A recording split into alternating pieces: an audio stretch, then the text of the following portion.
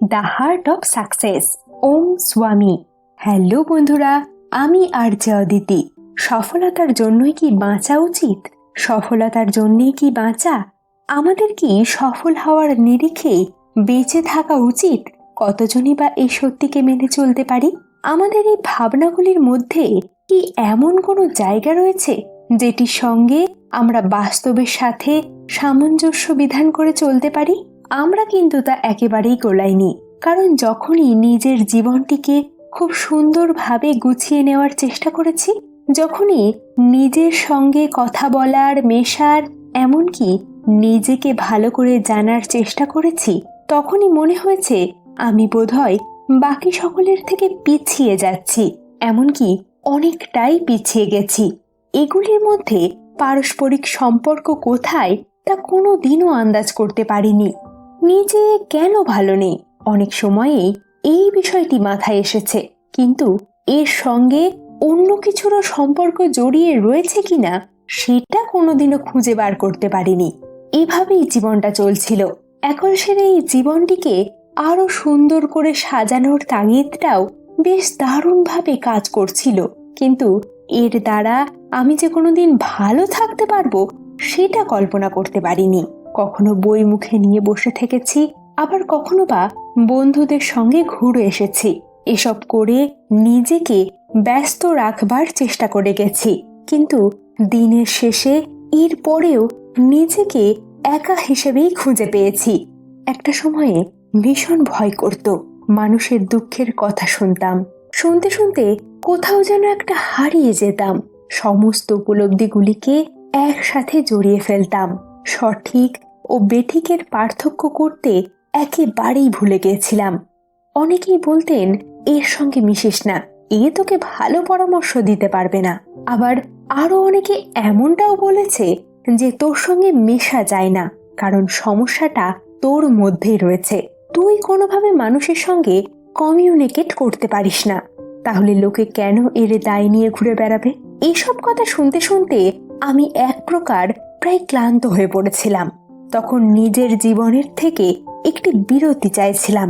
ভাবছিলাম যদি কোনো ব্যবসা শুরু করা যায়, নিজেকে একটু বেশি করে সময়টাও দিতে পারবো, আর সেই সঙ্গে বিভিন্ন রকম মানুষের সঙ্গেও বেশ কিছুটা সময় কাটিয়ে নেব। এভাবে যদি জীবনটা অগ্রগতির দিকে এগিয়ে নিয়ে যেতে পারি তাহলে ক্ষতি কোথায়? এইসব সাত পাঁচ ভেবে যখন কাজটা করতে বসলাম, তখন দেখলাম না, কিছুতেই কাজটা মনের মতন করে উঠতে পারলাম না। সেই কোথাও না কোথাও একটা দূরত্ব ঠিকই থেকে গেল। বাস্তবের মাটিতে পা রেখেও নিজের কল্পনা শক্তির বিকাশ ঘটাতে পারলাম না। এভাবেই যদি সবটা চলতে থাকতো তাহলে আজ কোনোদিনও আপনাদের সঙ্গে যোগাযোগ স্থাপন করতে পারতাম না। বলতে পারেন, আমি জীবনের সঙ্গে লড়াই করে সেখান থেকে বেঁচে থাকার জীবনী শক্তি অর্জন করতে পেরেছিলাম। আর সেই অভিজ্ঞতাগুলিকে এই বইটির মধ্যে আপনাদের সকলের সঙ্গে ভাগ করে নিতে চাই, কারণ এই ভাগ করে নেওয়ার মধ্যেই আমি নিজের আনন্দ খুঁজে পেয়েছি। আশা করি আপনারাও আমার এই লেখনীর সঙ্গে নিজেদেরকে যুক্ত করতে পারবেন। আপনারাও এই বিষয়গুলির প্রতি আরো যত্নশীল হবেন ও একইভাবে আপনাদের জীবনটিকেও সার্থক করতে পারবেন। এতকাল ধরে অনেকেই ভেবে এসেছেন যে জীবন মানেই নিরর্থক কিছু, এর মধ্যে সার্থকতা নেই। কিন্তু সত্যি কথা বলতে কি, সার্থকতা আছে বই কি। আমরা চোখ থেকেও অন্ধ হয়ে থেকে যাই। আসুন তাহলে আপনাদেরকে নিরর্থক কিছুকে সার্থক করবার উপায় বলে দিই।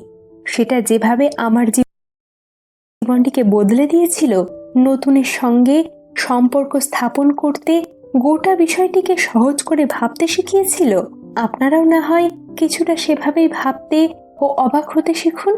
কি আছে, একই জীবনের মধ্যেও না হয় জীবনের বিভিন্ন দিকগুলিকে বিভিন্ন রকম ভাবে ভাবতেও জানতে শিখুন। সেখানেই তো সমস্ত কিছুর আসল মাহাত্ম্য লুকিয়ে রয়েছে। আসুন তাহলে আমি আপনাদের সাথে আজ এই বিশেষ আলোচনায় প্রবেশ করি, কিভাবে আমরা আমাদের জীবনকে সুন্দর ও সার্থক করে তুলতে পারি। কোন পথে হেঁটে গেলে সফলতা আসবে? আনন্দের প্রকৃতি এমনই যে সে যেন এক কূপ, ভিতর ভিতরই উৎসারিত হয়ে চলেছে। সত্যিকারের আনন্দ বা মিথ্যেকারের আনন্দ বলে কিছু হয় না। আপনি যখন সত্যে থাকেন আপনি আনন্দে থাকেন। প্রকৃতই আপনি যখন সত্যের সান্নিধ্যে থাকেন স্বাভাবিকভাবেই আপনি আনন্দে থাকেন। আনন্দময় আছেন কিনা তা আপনার কাছে একটা লিটমাস পরীক্ষার মতো, যার মাধ্যমে পরখ করে দেখতে পারেন যে আপনি সত্যের সান্নিধ্যে আছেন কিনা। এই প্রশ্নটা সম্ভবত নির্দিষ্ট এক ধরনের মানসিকতা থেকে উঠে আসছে। আমি যদি কেবল সূর্যাস্ত দেখে আনন্দময় হয়ে উঠি, সেটা কি সত্যিকারের আনন্দ? বা যখন প্রার্থনা করছি তখন যদি আনন্দময় হয়ে উঠি, সেইটাই কি সত্যিকারের আনন্দ? বা যখন ধ্যান করে আনন্দময় হয়ে উঠি, সেটা সত্যিকারের আনন্দ? বেশিরভাগ লোকেই সুখকে আনন্দ বলে ভুল করেন। সুখকে কখনোই ধরে রাখতে পারবেন না, কিন্তু আনন্দময়তা মানে এমন এক অবস্থা যা কোনো কিছুর উপরে নির্ভরশীল নয়। সুখ সবসময় কোনো কিছু বা কারো না কারোর উপরে নির্ভরশীল। আনন্দময়তা কোনো কিছুর উপর নির্ভরশীল নয়, এটা আপনার আপন প্রকৃতি। একবার যেই আপনি এর পরশ পান, এতেই থাকেন এবং সেটাই সব। আনন্দময়তা এমন কিছু না যা আপনি বাইরে থেকে অর্জন করেন, এটা এমন কিছু যা আপনি নিজের গভীরে খুঁড়তে খুঁড়তে খুঁজে পান। এটা অনেকটা কুয়ো খোঁড়ার মতো।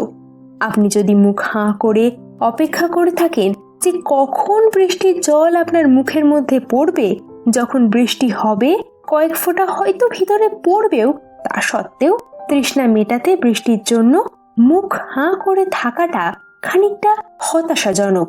আবার বৃষ্টি চিরকাল স্থায়ীও হয় না, ঘন্টাখানেক কি 2 ঘন্টা, তারপরে শেষ। এই জন্যই আপনার নিজের কুয়োটা খোঁড়া দরকার, যাতে সারা বছরই আপনার জল থাকে। আপনি যা সত্যিকারের আনন্দ বলে উল্লেখ করছেন তা শুধু এটাই, আপনি নিজ অন্তরে নিজের কুয়োটি খুঁড়ে জলের সন্ধান পেয়েছেন, যে জল সবসময় আপনাকে বাঁচিয়ে রাখে। এরকম নয় যে যখন বৃষ্টি হয় আপনি মুখ হাঁ করে থাকেন, না, জল সবসময় আপনার সঙ্গেই রয়েছে এবং সেটাই আনন্দ। কাল 3টি: অতীত, বর্তমান ও ভবিষ্যৎ। সফল ও কর্মময় জীবনের জন্য 3টি কালই গুরুত্বপূর্ণ। অতীত থেকে শিক্ষা নিতে হয়, বর্তমানে কর্মব্যস্ত থাকতে হয়, আর ভবিষ্যতের জন্য পরিকল্পনা করতে হয়। শিক্ষা, কর্ম, পরিকল্পনা, এই 3-এর মাধ্যমে এগিয়ে যাওয়া যায় সাফল্য ও অর্থপূর্ণ জীবনের দিকে। কেউ যদি সত্যি সত্যি এগোতে চায় এবং সঠিক উপায়ে পরিশ্রম করে, তাহলে ঈশ্বরের পক্ষ থেকে সাহায্য নেমে আসে। কাজেই বলা যায়, সফল জীবন গঠনের জন্য অতীত, বর্তমান, ভবিষ্যৎ 3টি কালই গুরুত্বপূর্ণ। ব্যক্তি ও সমাজের সৎ পথে চলার ও সত্যের পথে অগ্রসর হওয়ার জন্য যা খুব দরকার তা হচ্ছে ন্যায় অন্যায় এবং সত্য অসত্য এই বিষয়গুলি সম্পর্কে স্পষ্ট থাকা এবং সত্য ন্যায় গ্রহণে ও অন্যান্য অসত্য বর্জনে যা কিছু সহায়ক তা কার্যকরী রাখা। কোনো সমাজে যখন সমষ্টিগতভাবে ভালোর জ্ঞান ও চর্চা অব্যাহত থাকে, তখন সমাজের সদস্যদের ভালোর পথে চলা সহজ হয়।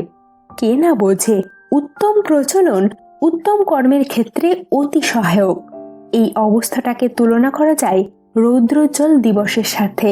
সমাজে যদি ভালো কাজের চর্চা ও প্রচলন থাকে, তাহলে সর্বস্তরের মানুষের যেমন ভালো কাজটি জানা থাকে, তেমনি তা মানাও সহজ হয়।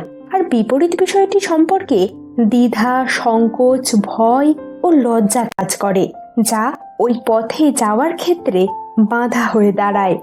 মানুষের আভ্যন্তরীণ এই প্রেরণা সমূহ তখন মানুষের জন্য কল্যাণকর হয়, কিন্তু যখন সমাজে মন্দ কর্মের বিস্তার ও প্রচলন ঘটে, এর পক্ষে প্রচার, প্রচারণা এবং তত্ত্ব এবং দর্শনগত সমর্থন আসতে থাকে, তখন অনেকের কাছেই বিষয়টি অস্পষ্ট হয়ে যায়।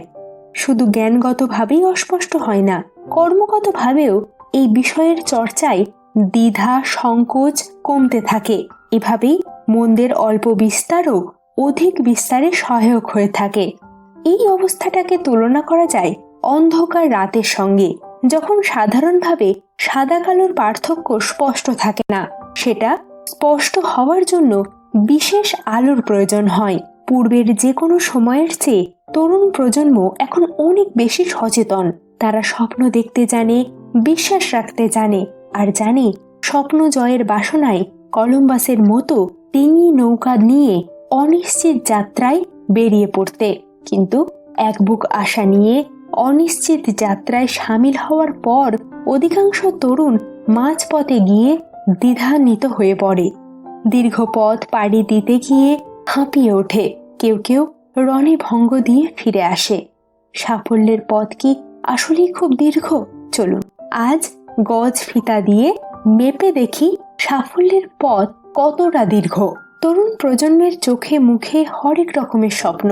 কেউ ডাক্তার হতে চায়, কেউ ইঞ্জিনিয়ার, কেউ পাইলট, কেউ ব্যাংকার, কেউ বড় বড় ব্যবসায়ী, কেউ বা চলচ্চিত্র অভিনেতা অভিনেত্রী।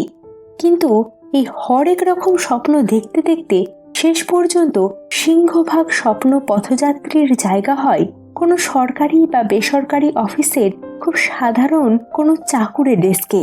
কিন্তু কেন এমন হয়? কেন সবাই শেষ পর্যন্ত কাঙ্ক্ষিত সাফল্য অর্জন করতে পারে না? ধরুন আপনাকে বলা হলো 24 ঘন্টা সময় ব্যয় করে আপনি বাড়ি থেকে 2 কিলোমিটার দূরের ক্যাফেটেরিয়ায় অপেক্ষারত বন্ধুর সঙ্গে দেখা করবেন। আপনি কি 24 ঘন্টার সময় বার করে 2 কিলোমিটার পথ পাড়ি দিয়ে কোনো উচ্চগতি সম্পন্ন যানবাহনের ব্যবস্থা করবেন? নিশ্চয়ই না। বরং দুপুরে খাওয়া দাওয়ার পর খরগোশ কচ্ছপের গল্পের মতো একটা আয়েসি ঘুম দিয়ে তারপর বেরিয়ে পড়বেন। কেননা মাত্র 2 কিলোমিটার পথ পাড়ি দেওয়ার জন্য আপনার হাতে থাকা 24 ঘন্টার সময় অনেক বেশি। কিন্তু যদি বলা হয় ওই একই অর্থাৎ 24 ঘন্টা সময়ে নিউ ইয়র্কের কোনো এক ক্যাফেটেরিয়ায় অপেক্ষারত বন্ধুর সঙ্গে দেখা করতে হবে, তবে নিশ্চয়ই দুপুরের ঘুমের কথা ভুলে যাবেন আর চটজলদি নিউ ইয়র্কগামী কোনো বিমানে চেপে বসবেন। আসলে স্বপ্ন যত বড় হবে, শুরু থেকেই আপনাকে তত দুর্বার গতিতে ছুটতে হবে। সাফল্যের চূড়ায় তারাই পৌঁছাতে পারেন যারা স্বপ্ন দেখার শুরুতেই নিজের গতি ঠিক করে নিতে জানে। আপনার স্বপ্নের ক্যারিয়ার গড়তে হলে শুরু থেকেই নিজেকে স্বপ্নের উচ্চতায় নিয়ে যাওয়ার প্রচেষ্টা চালান। সাফল্য আসবেই। কাঙ্ক্ষিত সাফল্য পাওয়ার অন্যতম পূর্ব শর্ত হল ক্যারিয়ার গঠনের কোনো স্তরে থেমে না থাকা। সুতরাং থেমে থাকা যাবে না। সামনে যে বাস পান তাতে উঠে পড়ুন। নিকট দূরত্বে গিয়ে আবার বাস পাল্টে অন্য বাসে উঠুন। প্রয়োজনে আরো কয়েকবার বাস পাল্টান। মনে রাখবেন, আপনার হাতে সময় নির্দিষ্ট, আর আপনাকে কাঙ্ক্ষিত গন্তব্যে পৌঁছাতেই হবে। কাঙ্ক্ষিত সাফল্যের চূড়ায় পৌঁছাতে হলে যাত্রাপথের পুরোটা সময় নিজেকে এভাবে গতিশীল রাখতে হবে। আপনি শেষ পর্যন্ত হতে চান একজন ব্যাংক কর্মরতা, কিন্তু তাই বলে পড়াশোনা শেষে সূচনা হিসাবে অন্য কোনো চাকরিতে ঢুকবেন না, এই ধারণা কিন্তু ভুল। পড়াশোনা শেষ করে কাঙ্ক্ষিত চাকরির জন্য বসে থাকাটা বোকামি। নিকট দূরত্বের বাসে চেপে বসার মতো ছোট কোনো চাকরিতে যোগ দিন আর ব্যাংক জবের জন্য প্রস্তুতি নিতে থাকুন। তাতে অভিজ্ঞতার পাল্লাও ভারী হবে এবং ব্যাংকে চাকরি পাওয়াও সহজ হবে। আর সাফল্যের কোনো সংক্ষিপ্ত পথ নেই, আবার নির্দিষ্ট দূরত্বও নেই, আছে কেবল সময়। সাফল্যের পথ বলতে আমাদের বোঝা উচিত সময়কে, যা সব অবস্থার জন্য ধ্রুব, নির্দিষ্ট এবং বহমান।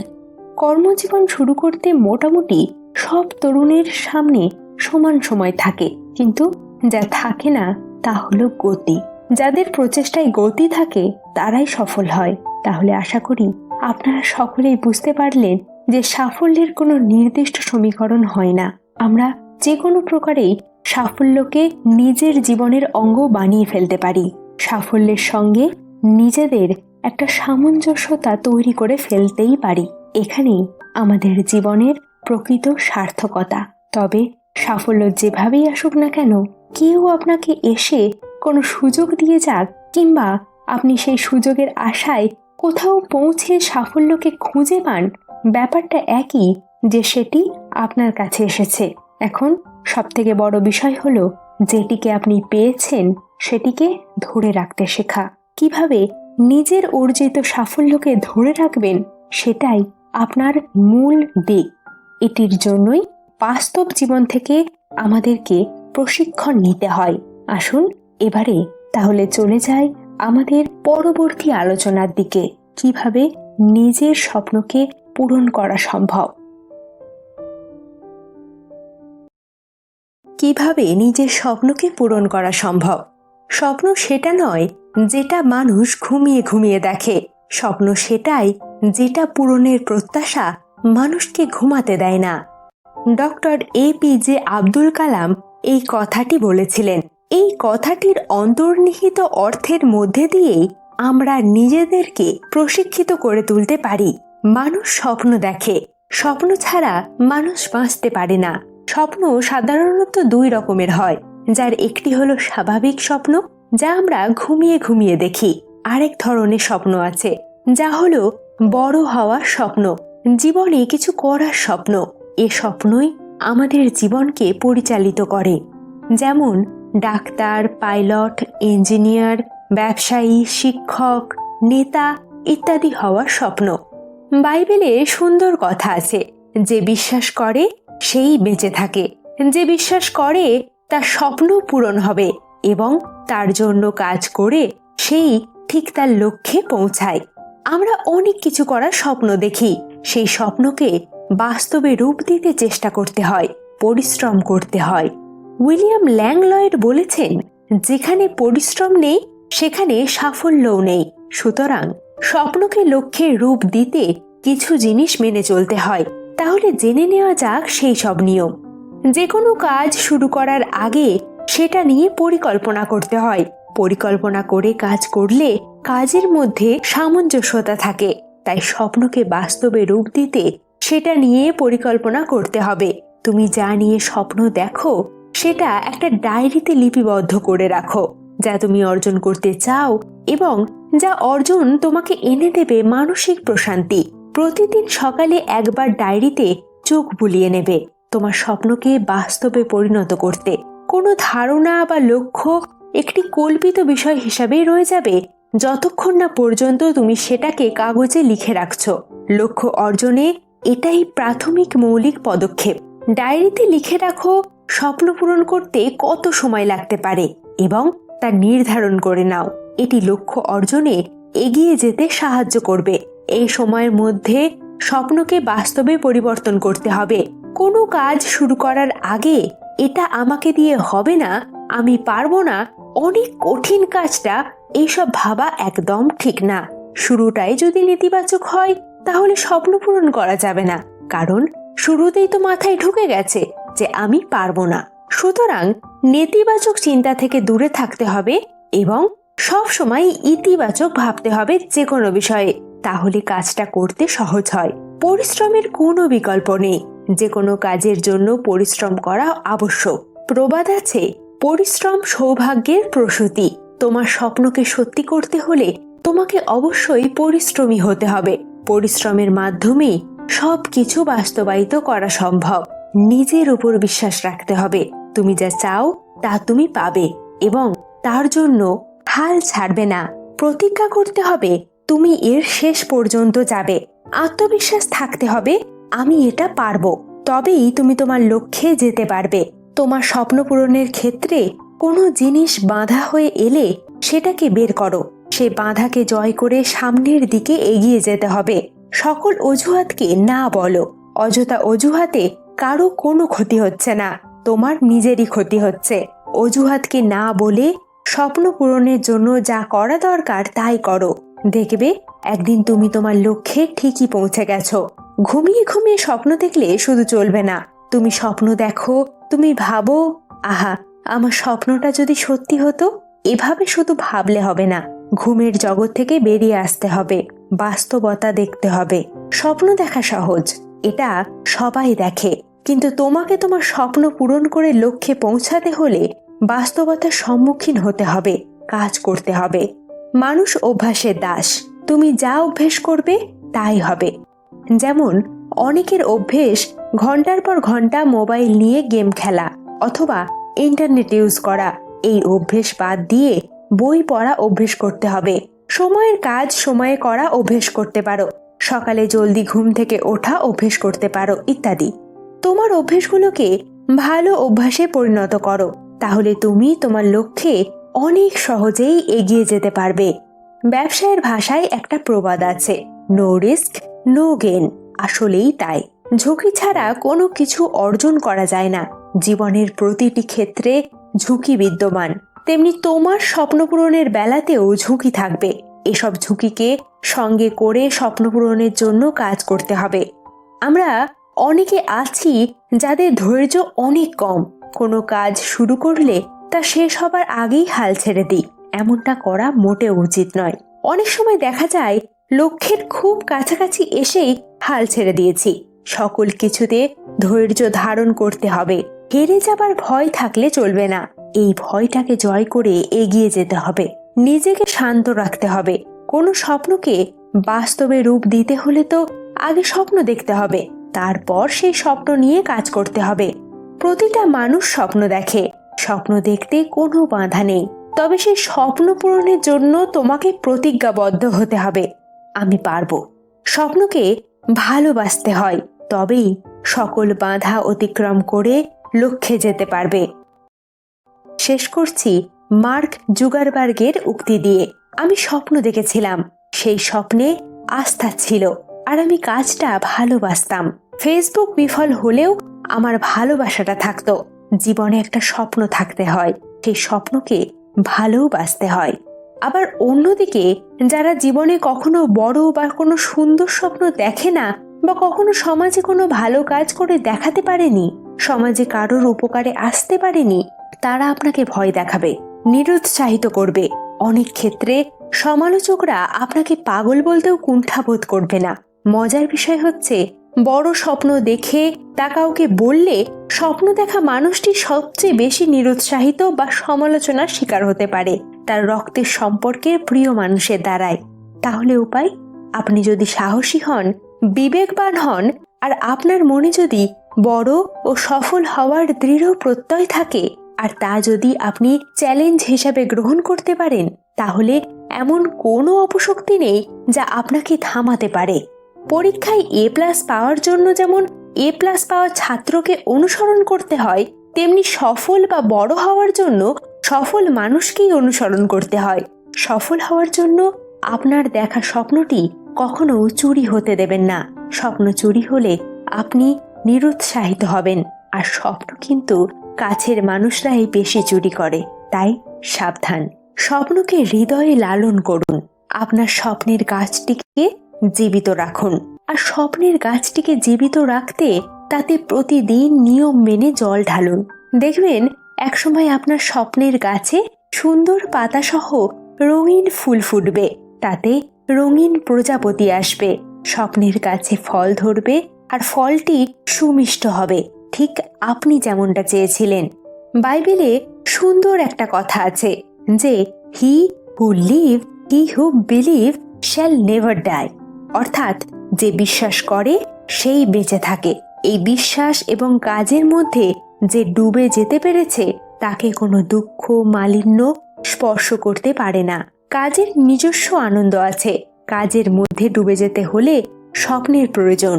আমরা অনেকেই মনে করি স্বপ্ন মানে একটি নিছক কল্পনা মাত্র, কিন্তু আসলে তা নয়। স্বপ্ন মানেই বাস্তব, স্বপ্ন মানেই গন্তব্য।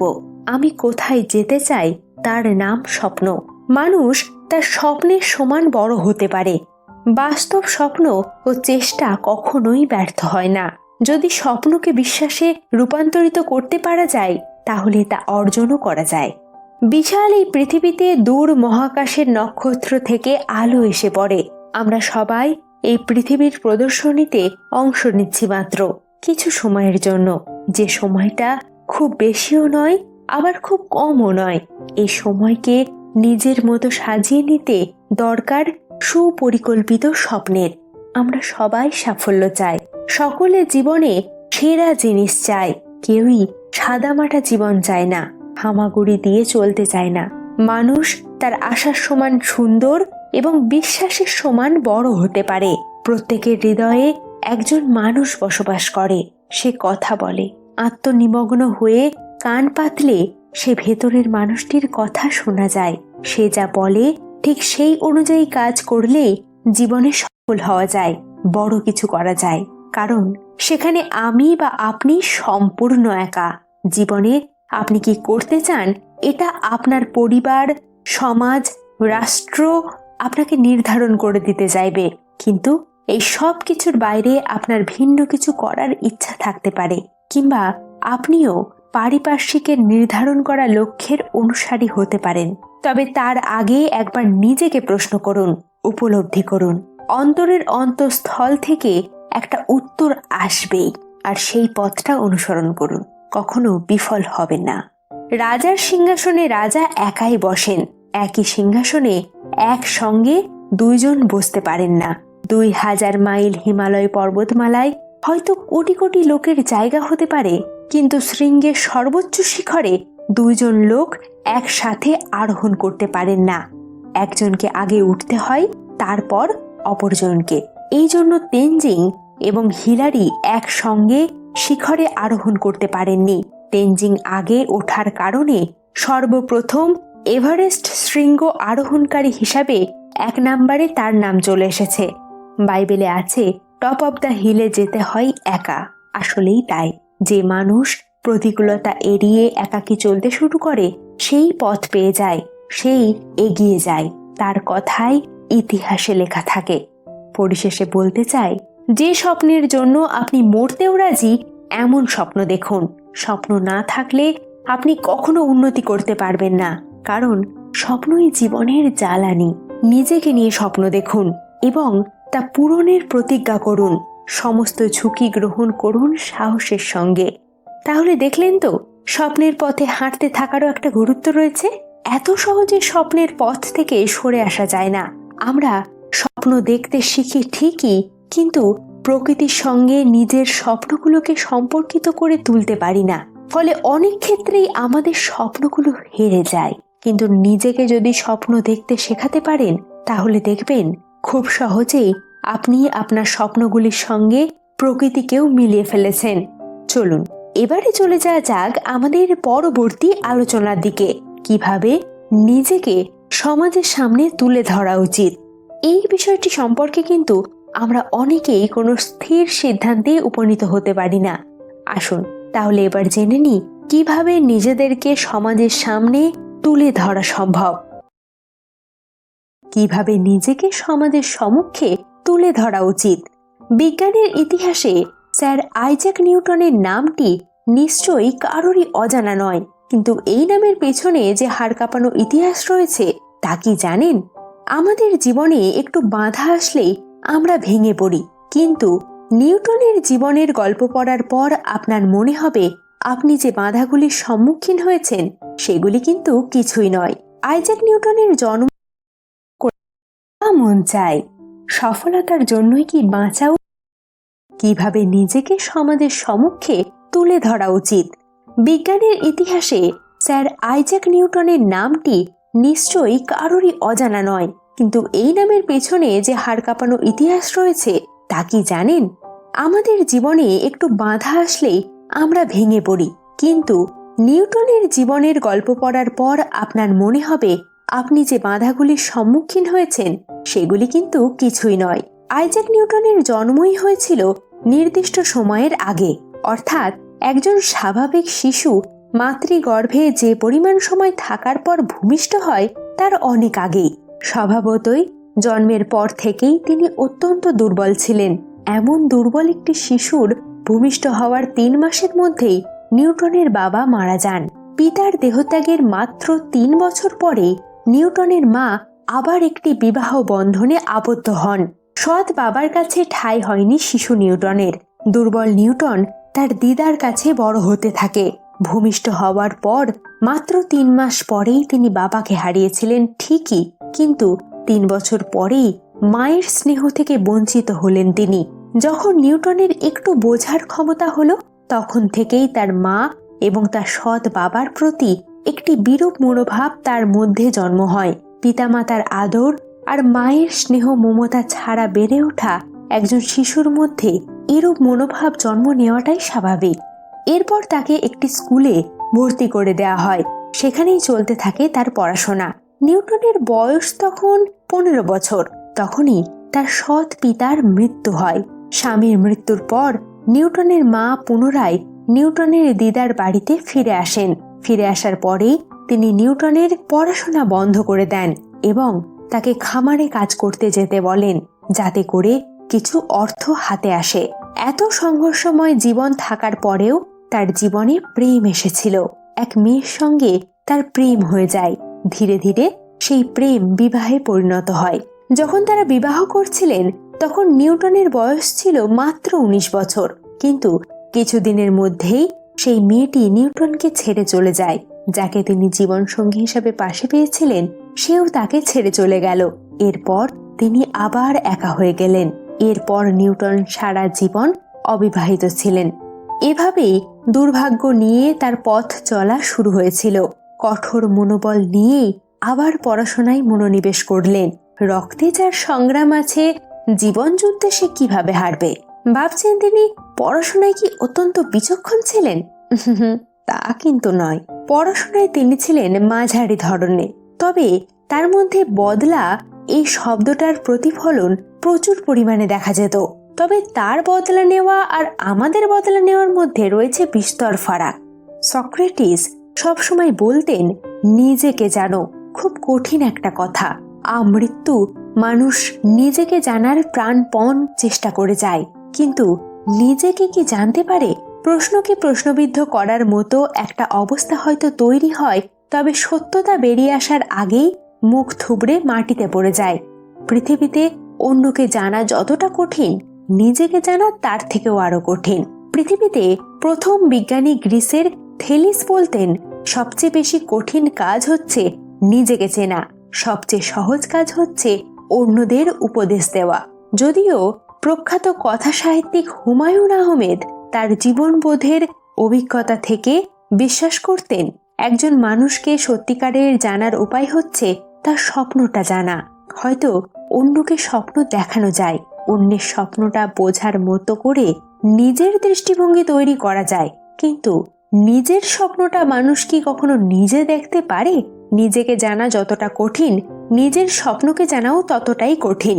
কারণ মানুষ যখন নিজের স্বপ্নকে দেখার চেষ্টা করে, তখন কঠিন বাস্তবতা সেখানে বাধা হয়ে দাঁড়ায়।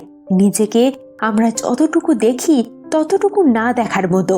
নিজেকে জানার জন্য যে নিজের গভীরে যেতে হয়, যে যাওয়াটা হয়তো কখনোই হয়ে ওঠে না, বরং নিজেকে জানাটা অনেকটা ভাষা ভাষা।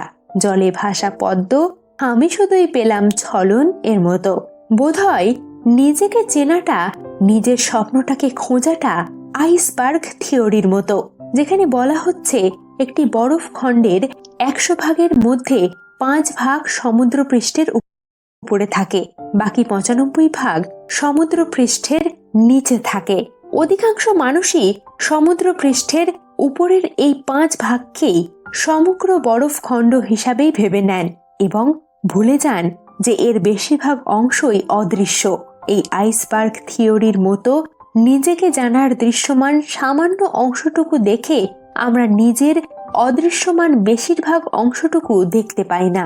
ফরাসি দার্শনিক রেনে দেকার্তে বলেন, আমি চিন্তা করি তাই আমি আছি।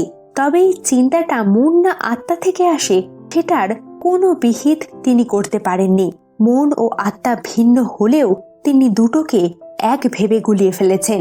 তবে যার মধ্যে চিন্তা করার শক্তি আছে, সে যে নিজেকে জানার জানালাটা খুলতে পারবেন তা বোধহয় বলা যায়। তবে দেকার্তের চিন্তার সূত্রটা যখন উল্টে ফেলে নিজের দিকে তাকায়, তখন কথাটা খুব সম্ভবত আমি আছি তাই চিন্তা করতে পারি এমন করেই বলতে হয়।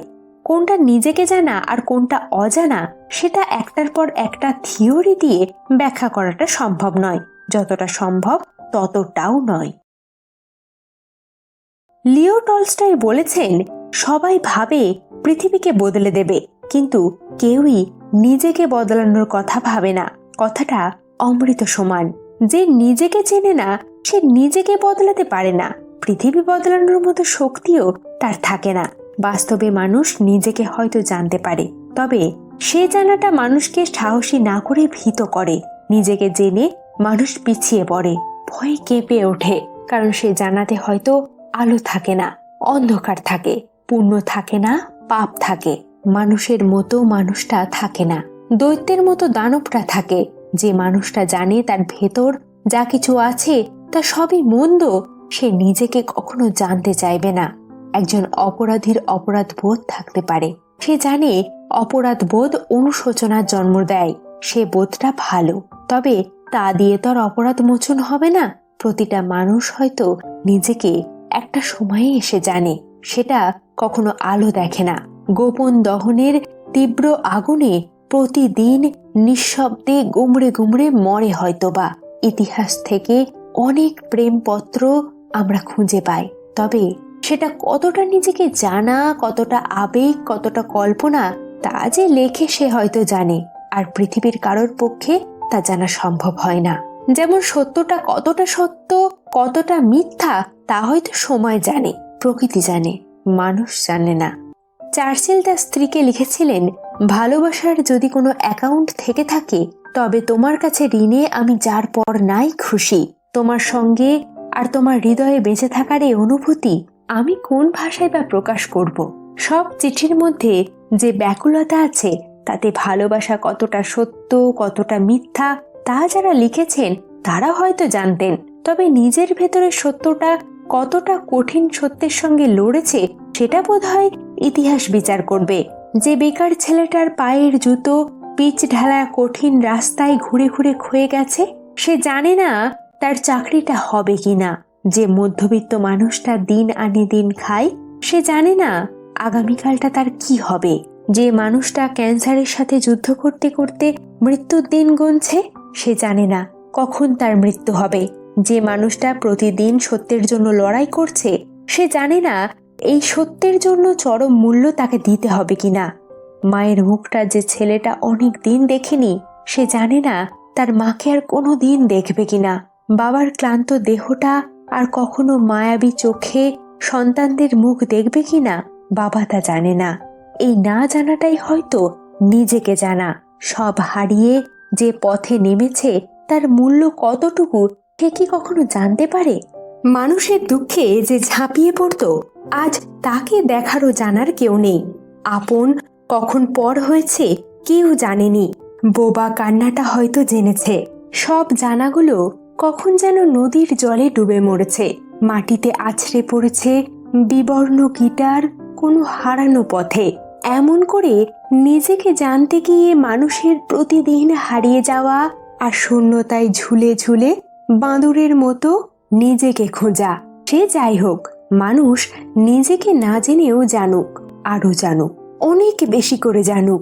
নিজের জানাটাকে আত্মশুদ্ধির শক্তি হিসেবে নিজের ভেতর থেকে বের করে আনুক। নিজের জানাটাকে নিজের জ্ঞানের গভীরতা থেকে টেনে এনে আয়নার কৃত্রিম কাঁচটাকে ভেঙে ফেলুক। মানুষ স্বপ্ন থেকে জানুক, আলো থেকে জানুক, অন্ধকার থেকে জানুক। শহরের রাজপথের মানুষের কোলাহল থেকে মানুষ নিজেকে জানুক, হোক সেটা ভালো কিংবা মন্দ। আপনাদেরকে এমনি এমনি এতগুলো উদাহরণ কিন্তু দিলাম না। আসলে এই সকল মানুষগুলিও আপনার বা আমার মতো সাধারণ মানুষ ছিলেন, সমাজের সঙ্গে মিশতে পারতেন না। সমাজের কাছে তাদের জন্য কোনো বিশেষ জায়গাও ছিল না, তবুও তারা সকলেই সমাজের সঙ্গে সামঞ্জস্যতা বিধানে সক্ষম হয়েছিলেন। হতেই পারে যে এই কাজে তাদের দীর্ঘ সময় ব্যয় করতে হয়েছিল, কিন্তু একটু যদি ভেবে দেখেন তাহলে দেখবেন যে এনারা পুরো সময়টাই নিজেদের সঙ্গে লড়াই চালিয়েছিলেন। কারণ নিজেদের সঙ্গে লড়াই না করলে কোনোদিনও নিজেদেরকে চিনতে ও জানতে পারবেন না। এখানেই গোটা বিষয়টির সঙ্গে এক সুসম্পর্ক নিহিত ছিল। তাহলে এভাবেই সমাজের চোখে আপনারাও নিজেদেরকে তুলে ধরবার চেষ্টা করুন। এর মধ্যে দিয়ে দেখবেন একটা সুষম দিক তৈরি হয়ে যাবে। চলুন তাহলে চলে যাওয়া যাক আমাদের পরবর্তী বিষয়ের দিকে। আপনি কিভাবে সমাজের কাছে নিজেকে বিক্রি করছেন। কথাটা শুনতে অদ্ভুত মনে হলেও এই বিষয়টির এক বিশেষ গুরুত্ব রয়েছে।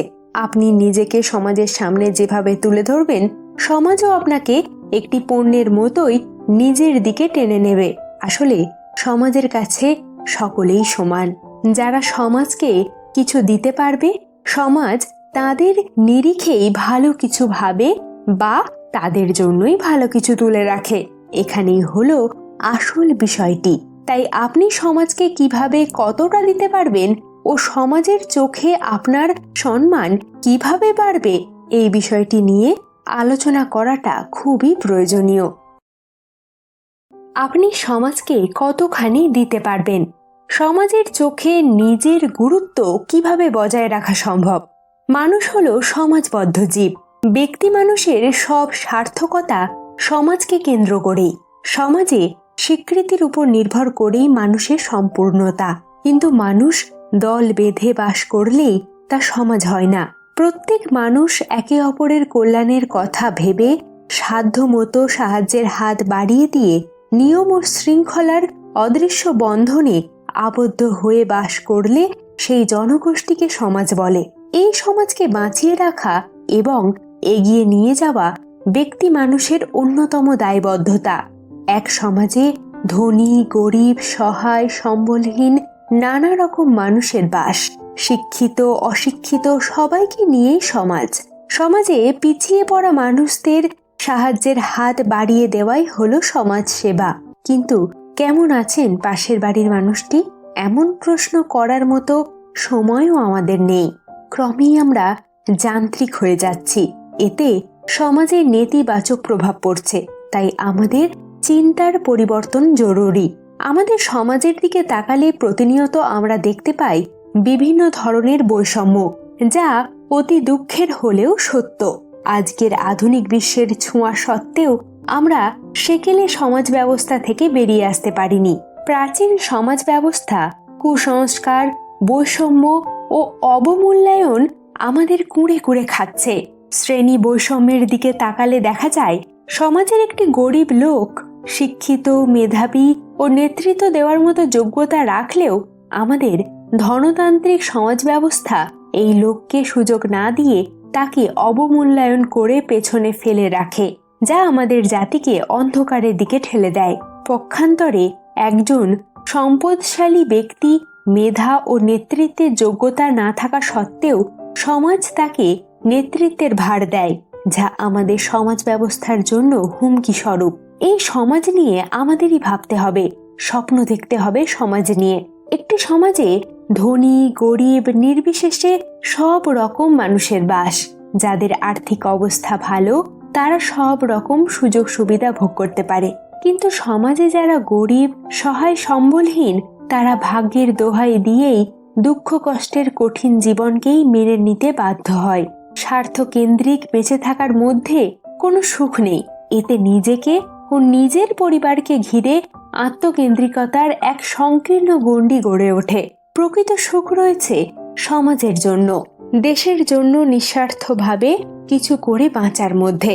একজন মানুষ সঠিক শিক্ষা গ্রহণ না করলে তার প্রভাব সমাজের উপর পড়ে। সে কারণে আমাদের সঠিক শিক্ষা গ্রহণ করতে হবে। একটি কথা মনে রাখা ভালো, সমাজ নিয়ে ভাবনার বয়স লাগে না, প্রয়োজন চিন্তা ও মানসিকতার। শুধু নিজেকে নিয়েই ব্যস্ত থাকলে সমাজের কোনো পরিবর্তন আসবে না। ভাবতে হবে চারপাশের মানুষ নিয়ে। পরিবর্তন ছাড়া সমাজকে এগিয়ে নিয়ে যাওয়া সম্ভব নয়। তাই আমাদের সবার মধ্যে সামাজিক মূল্যবোধ জাগাতে হবে। সামাজিক মূল্যবোধই পারে সমাজের রূপ বদল করতে। প্রতিটি সমাজের একটি নির্দিষ্ট চরিত্র থাকে। সমাজে মানুষের জীবনযাপন পদ্ধতি, চাহিদা, কামনা, বাসনা ও আশা আকাঙ্ক্ষার প্রতিফলনের ভিত্তিতে সমাজের চরিত্র লক্ষণগুলি ফুটে ওঠে। অর্থাৎ ব্যক্তি মানুষ সমাজেরই প্রতিফলন। প্রশ্ন হলো, সমাজ জীবনে মানুষের অস্তিত্ব ও বেঁচে থাকার ক্ষেত্রে কোন বিষয়টি মূল প্রেরণা ও অনুপ্রেরণা হিসাবে কাজ করে? এক্ষেত্রে বিভিন্ন ধরনের বক্তব্য পাওয়া যায়। যেমন অনেকেই মনে করেন সুখ লাভের বাসনাই মানুষের মূল প্রেরণা। আবার কেউ কেউ বলেন মর্যাদা লাভের বাসনা, কারো মতে যৌন চাহিদা, আবার কেউ বলেন ক্ষমতা অর্জন ও চর্চার বাসনা মানুষের জীবনের মূল প্রেরণা। আধুনিক জটিল জীবন বাস্তবতায় মানুষের অস্তিত্বের প্রেরণা যাই হোক, প্রাগৈতিহাসিক কালে তার যাত্রা শুরু হয়েছিল মূলত জৈবিক ও প্রাকৃতিক তাড়না থেকে, এ বিষয়ে কোনো সন্দেহ নেই। সেখান থেকে যাত্রা শুরু করে মানুষ ও সমাজ আজকের দিনে বিকাশের এমন পর্যায়ে এসে উপনীত হয়েছে যেখানে আপাত দৃষ্টিতে মনে হয় অর্থনৈতিক ফায়দা ও স্বাচ্ছন্দ্যের অভিলাষী মানুষের একমাত্র সামাজিক ও মনস্তাত্ত্বিক অনুপ্রেরণা। মানুষের এই জীবন বাস্তবতা থেকে সমাজের যে চরিত্রটি স্পষ্ট হয় তা হলো এই সমাজ অর্থনৈতিক স্বাচ্ছন্দ্য ও সম্পত্তিকেই সকল কিছু পরিমাপের মানদণ্ডে পরিণত করেছে। অর্থ সম্পত্তি সামাজিক মানুষকে বিভিন্ন পরিচয়ে পরিচিত করেছে, যেমন সম্পত্তিবান, সম্পত্তিহীন। সম্পত্তিবান অঢেল সম্পত্তির মালিক হয়ে নিজের স্বরূপ থেকে বিচ্যুত, অন্যদিকে সম্পত্তিহীন ন্যূনতম সম্পত্তির যোগানেও ব্যর্থ হয়ে বিপর্যস্ত। পাশাপাশি আরেকটি শ্রেণীর উপস্থিতিও স্পষ্ট, যাদেরকে আচার সুবিধাভোগী শ্রেণী বলা হয়, যারা নিজের দক্ষতা ও পরিশ্রমকে কাজে লাগিয়ে বিদ্যমান সমাজ থেকে সুবিধা নিয়ে জীবনযাপন করে। কিন্তু এই সুবিধাভোগী শ্রেণীও কি ভালো আছে? না, এই শ্রেণীও ভালো নেই। এদের জীবন একেবারে তরল স্বরূপ, যার কোনো আকার নেই। এই শ্রেণী নিজের অবস্থানে অসন্তুষ্ট, তাই যখন তখন চাকরি ছাড়ে নতুন আরো ভালো চাকরির খোঁজে। এই শ্রেণী নিজের পরিচয় নিয়ে দ্বিধান্বিত, যা সবসময় তাদের হীনমন্য করে রাখে। অর্থাৎ বিদ্যমান সমাজ ও সম্পর্ক এই তিন শ্রেণীর মানুষের সকলেরই এমন জীবন বাস্তবতায় ঠেলে দিয়েছে যেখানে প্রত্যেকে নিজ নিজ অবস্থানে বিপর্যস্ত ও মানুষ হিসাবে মানবীয় স্বরূপ থেকে বিচ্ছিন্ন ও বিকৃত। তাই বলা বাহুল্য, বর্তমান সমাজ সম্পর্কও বিচ্ছিন্ন, বিকৃত। বিদ্যমান সমাজ ব্যবস্থা মানুষকে কিভাবে প্রত্যাশা করে তার ভিত্তিতেও সমাজের চরিত্র বোঝা যায়। যেমন বিদ্যমান সমাজ ব্যবস্থার দরকার এমন মানুষ যারা খুব খাটাখাটনি করতে আগ্রহী, যারা সুশৃঙ্খল, নিয়মনিষ্ঠ, যাদের প্রধান আগ্রহের বিষয় টাকা পয়সা, যাদের জীবনের প্রধান নৈতিকতা হচ্ছে লাভ ও মুনাফা। অর্থাৎ এই সমাজের চরিত্র হচ্ছে বাজারি চরিত্র, মার্কেটিং ক্যারেক্টার, যা প্রতিটি মানুষকে ভালো মানের পণ্য হওয়ার কথা বলে, যেন সে বাজারে ভালো দরে নিজেকে বিক্রি করতে পারে। এ জাতীয় ছকের বাইরে গেলেই মানুষ অকর্মণ্য, অকেজো, অপ্রয়োজনীয়, সমাজের জন্য বোঝা। এই সমাজে একজন ব্যক্তি তার দক্ষতা ও পেশাগত জীবনের পরিচয়ে পরিচিত হয়। মানুষ হিসেবে সে কোনো স্বতন্ত্র পরিচয় কিংবা মর্যাদা বোধের অধিকারী নয়। তাই দক্ষতা ও পেশাগত পরিচয় কেড়ে নিলে পরিচয়হীন জড়বস্তুর ভিন্ন সে আর কিছুই নয়। এই সমাজ মানুষকে এমন বাস্তবতায় ঠেলে দিয়েছে যেখানে একজন মানুষ অন্য মানুষ কিংবা জগতের সঙ্গে কোনো সহযোগিতাপূর্ণ সৃজনশীল সম্পর্কে আবদ্ধ নয়, বরং মানুষের পারস্পরিক সম্পর্কটি এখানে প্রতিযোগিতার, যেখানে প্রতিটি মানুষ অব্যাহত, অন্তহীন, চির অতৃপ্ত ভোগের তৃষ্ণায় তাড়িত। বিশেষ কোনো ক্ষমতা, দক্ষতা, যোগ্যতা, সুন্দর চেহারা, সুন্দর হাসি, সুন্দর বাচনভঙ্গি সবকিছু এখানে বাজারের বিক্রয়যোগ্য পণ্য। এই সমাজে মানুষের সম্পর্কটি শ্রমিক মালিকের সম্পর্ক, যেখানে একদল নিয়ন্ত্রণ করে, অন্য দল নিয়ন্ত্রিত হয়। খুবই পরিতাপের বিষয় হলো, আমি যে অন্যের দ্বারা নিয়ন্ত্রিত, আমি যে মজুরি খাটা শ্রমিক, এই সত্যটি উপলব্ধি করতে পারি না। শ্রমিক বলতে আমরা বুঝি কৃষক, রিক্সাওয়ালা, গার্মেন্টস কর্মী ইত্যাদি, যারা দিন আনে দিন খায়। কিন্তু কোটটাই পরা আমরাও যে শ্রমিক, সে বিষয়টি আমাদের বোধগম্য হয় না। আমরাও যে চরম বিতৃষ্ণা নিয়ে প্রতিদিন অফিসে যাই, আমরাও যে মাস আনি মাস খাই, এই সত্যটি আমাদের চোখে পড়ে না। চোখে পড়লেও এ সমাজ অপরাপর অধিকাংশ মানুষকে এমন দুর্দশাগ্রস্ত করুণ বাস্তবতায় ঠেলে দিয়েছে যেখানে নিজের মাসিক নির্ধারিত আয়কে পরম পাওয়া ও সৌভাগ্য বলে মনে করা হয়। সবচেয়ে বড় বিষয় হলো, জীবন এখানে স্ববিরোধী, খণ্ডিত, ভাষা ভাষা সম্পর্কের প্রকাশ। সবকিছুই করি, আবার কোনো কিছুই আপন মনে হয় না, নিজের মনে হয় না। বিদ্যমান সমাজে মানুষের সামাজিক বন্ধন খুবই দুর্বল। মানুষ একাকিত্ব ও উদ্বিগ্নতার শিকার। তাই মানুষ ভার্চুয়াল জগতে আবিষ্ট, যা তাকে এক ধরনের সম্পর্কের অনুভূতি দেয়। কিন্তু পরক্ষণেই সে আবার চরম বিচ্ছিন্ন ও হতাশ, কারণ ভার্চুয়াল জগতে অনেকের চাকচিক্যময় খণ্ডিত জীবনের প্রকাশ তাকে হতাশ করে। প্রত্যেকে এখানে বাকি সবাইকে দেখাতে ব্যস্ত, দেখো এই হচ্ছি আমি। তাই নিজের দেখানোর কিছু না থাকলে নিজেকে খুব বঞ্চিত ও বিচ্ছিন্ন মনে হয়। মানুষের ইতিহাস বিশ্লেষণে প্রতীয়মান হয় যে প্রাগৈতিহাসিক কাল থেকেই মানুষ শ্রমের মধ্য দিয়ে নিজেকে সৃষ্টি করে এসেছে, ইতিহাস সৃষ্টি করেছে। অর্থাৎ পৃথিবীর সমগ্র ইতিহাস বলতে মানবীয় শ্রমের মধ্য দিয়ে মানুষের সৃষ্টি করা ইতিহাসকে বোঝায়। প্রশ্ন হলো, যে শ্রমের মধ্য দিয়ে মানুষ নিজেকে অন্যান্য প্রাণী থেকে আলাদা করলো, নিজেকে অনন্য পরিচয় দিল, সে শ্রম কেন শ্রমিক থেকে বিচ্ছিন্ন হয়ে গেল? স্বীয় শ্রমের ফসলের উপর কেন শ্রমিকের অধিকার নেই? নিজের সৃষ্ট ফসল কেন অন্যের দখলে গিয়ে শ্রমিকের নিজের বিরুদ্ধেই দাঁড়িয়ে যায়? কারণটা হলো, আমরা এমন এক আর্থসামাজিক বাস্তবতায় বাস করি যেখানে সবাই কাজ করে, উৎপাদন কর্মকাণ্ডে অংশ নেয়, কিন্তু উৎপাদন এখানে প্রয়োজন মেটানোর তাগিদে হয় না, হয় মুনাফা অর্জনের জন্য। তাই রক্ত মাংসের মানুষও এখানে নিছক উৎপাদনের উপকরণ, ভিন্ন আর কিছুই নয়। মানুষ হিসাবে মানবীয় মর্যাদা ও আত্মনিয়ন্ত্রণের প্রশ্ন এখানে অবান্তর ও হাস্যকর। একসময় মানুষ কঠোর শারীরিক পরিশ্রম করে জীবন ধারণ করত। কালক্রমে আধুনিক প্রযুক্তি আবিষ্কারের ফলে মানুষের শারীরিক শ্রম ও কর্মঘণ্টা উভয়ই কমে আসার কথা ছিল, কিন্তু বাস্তবে হয়েছে উল্টোটা। মানুষের পরিশ্রম ও কর্মঘণ্টা উভয়ই বেড়েছে, উপরন্তু মানুষ হয়েছে সৃষ্টির আনন্দ থেকে বঞ্চিত। কারণ একসময় যেখানে মানুষ উৎপাদন কাজে যন্ত্রের সাহায্য নিত, সেখানে বর্তমানে মানুষ যন্ত্রের সহযোগী হিসাবে কাজ করে। যন্ত্রই এখন সবকিছু করে, মানুষ যন্ত্রকে সাহায্য করে মাত্র। তাই নিজেদেরকে প্রশ্ন করতে হবে যে মানুষ জীবনকে সহজতর ও মসৃণ করার তাগিদে বিভিন্ন পদ্ধতি ও ব্যবস্থার আবিষ্কার করল, সে মানুষই যেন স্বীয় আবিষ্কৃত এই পদ্ধতি ও ব্যবস্থার দাসে পরিণত হলো। হাজার বছরের চেষ্টায় যে মানুষ শ্রমের ধরন হিসেবে উন্নত উৎপাদন পদ্ধতি আবিষ্কার করলো, নিজেকে মানুষ হিসেবে প্রতিষ্ঠা করলো, সে শ্রম ও উৎপাদন শক্তি কেন অধিক সংখ্যক মানুষের নিয়ন্ত্রণের বাইরে চলে গেল? কেন এগুলো পুঁজিপতির মুনাফা লাভের হাতিয়ারে পরিণত হলো? বর্তমানে সমাজ বাস্তবতায় মানুষের স্বাধীনতা চূড়ান্ত মাত্রায় ভুলণ্ঠিত। কারণ স্বাধীনতার অন্যতম শর্ত হলো সকল প্রকার অনিশ্চয়তা থেকে মুক্তি ও নিজের জীবনের উপর নিজের যৌক্তিক নিয়ন্ত্রণ। বলা বাহুল্য, মানুষ নিজে আজ নিজের জীবনের নিয়ন্ত্রক নয়।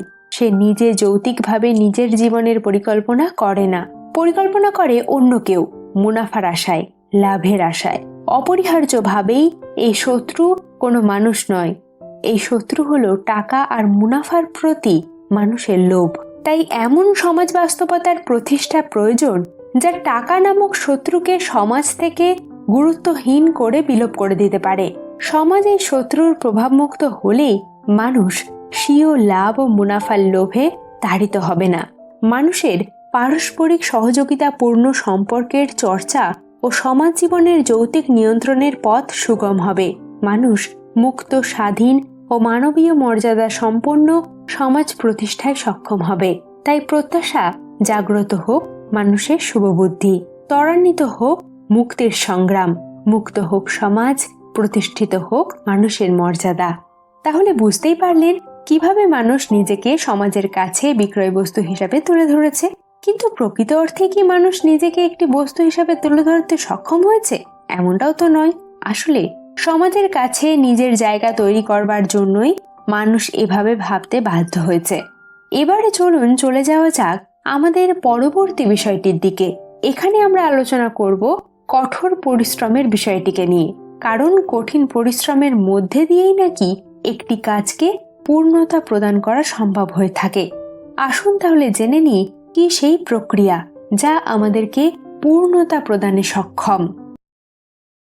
কঠোর পরিশ্রমের মধ্যেও কি কোথাও সফল হওয়ার আনন্দ লুকিয়ে রয়েছে? পৃথিবীতে কেউ সাফল্যের চামচ নিয়ে জন্মলাভ করে না, কঠোর পরিশ্রমের মাধ্যমে সবকিছু অর্জন করতে হয়। প্রবাদ আছে, পরিশ্রম সাফল্যের চাবিকাঠি। পরিশ্রমের দ্বারা ভাগ্যের চাবিকাঠি এমনভাবে পরিবর্তন করা সম্ভব যা অলস মানুষের কাছে অলৌকিক বলে মনে হয়। যে কোনো ক্ষেত্রে সফলতার প্রথম শর্ত হল প্রবল ইচ্ছাশক্তি ও কঠোর পরিশ্রম। মানুষ যদি তার লক্ষ্যে অটুট থাকে এবং সেই অনুযায়ী কাজ করে, তবে একদিন সে সাফল্যের চূড়ায় পৌঁছাতে পারে। আমাদের চারপাশে অনেক প্রতিভাবান ব্যক্তি দেখতে পাই। পৃথিবীর ইতিহাসে অনেক সফল ব্যক্তির নাম স্বর্ণাক্ষরে লেখা আছে। যুগে যুগে কালে কালে যারা স্মরণীয় ও বরণীয় হয়েছেন, প্রকৃতপক্ষে তাদের সাফল্যের পেছনে লুকিয়ে আছে কঠোর পরিশ্রম ও অধ্যবসায়। আধুনিক বিশ্বে যা কিছু আবিষ্কার হয়েছে সবই কিন্তু পরিশ্রমের ফসল। আজকের জগতে অনেক লোকের কাছে কাজ আর যাই হোক উপভোগ্য কোনো বিষয় নয়। বিশেষত তারা উপভোগ করে না এমন একটা কাজে দীর্ঘ সময় ধরে পরিশ্রম করার ফলে তাদের প্রতিদিন কাজে যেতে ভালো লাগে না। যাদের এইরকম মনোভাব রয়েছে তারা কিভাবে তাদের কাজের প্রতি এক ব্যক্তিগত আগ্রহ দেখানোর ও পরিতৃপ্তি খুঁজে পাওয়ার জন্য অনুপ্রাণিত হতে পারে? বাইবেল কঠোর পরিশ্রমের প্রতি এক ইতিবাচক দৃষ্টিভঙ্গি তুলে ধরে। এটি বলে যে কাজ ও এর ফল এক আশীর্বাদ। সলোমন লিখেছিলেন, প্রত্যেক মনুষ্য ভোজন পান ও সমস্ত পরিশ্রমের মধ্যে আনন্দ খুঁজে পাক, ইহাও ঈশ্বরের দান। উপদেশক 3:13। জিহোবা যিনি আমাদের ভালোবাসেন এবং সবসময় আমাদের জন্য সর্বোত্তমটা চান, তিনি চান যেন আমরা আমাদের কাজে পরিতৃপ্তি খুঁজে পাই এবং আমাদের পরিশ্রমের ফল উপভোগ করি। তার প্রেমে অবস্থিতি করতে চাইলে আমাদেরকে কাজ সম্বন্ধে তার দৃষ্টিভঙ্গি এবং তার নীতিগুলির সঙ্গে মিল রেখে জীবনযাপন করতে হবে। আমরা সবসময় আমাদের পরিস্থিতির পরিবর্তন করতে পারি না, কিন্তু আমরা আমাদের মনোভাবকে পরিবর্তন করতে পারি। ঈশ্বরের দৃষ্টিভঙ্গি নিয়ে ধ্যান করা আমাদেরকে কাজের প্রতি এক ইতিবাচক মনোভাব গড়ে তোলার প্রচেষ্টা করার ক্ষেত্রে সাহায্য করতে পারে। উদাহরণস্বরূপ, আপনি যদি একটা পরিবারের মস্তক হয়ে থাকেন, তাহলে এই বিষয়টা নিয়ে চিন্তা করুন যে আপনার কাজ সেটাকে ছোট বলেই মনে হোক না কেন, আপনার পরিবারের জন্য বস্তুগত প্রয়োজনগুলি যোগাতে সমর্থ করে। তাই আপনার প্রিয়জনদের যত্ন নেওয়া ঈশ্বরের চোখে কোনো ছোট বিষয় নয়। তার বাক্য বলে, যে ব্যক্তি তার পরিবারের ভরণ পোষণ যোগাতে ব্যর্থ হন, তিনি অবিশ্বাসী অপেক্ষা অধম। যে কোনো মহান অর্জনকারীর জীবন কাহিনী থেকে আপনি জানতে পারবেন যে সাফল্য কিন্তু একদিনে আসেনি। তারা কঠোর পরিশ্রম করেছিলেন এবং লক্ষ্যে পৌঁছানোর জন্য দক্ষতা ও জ্ঞান তৈরি করেছিলেন।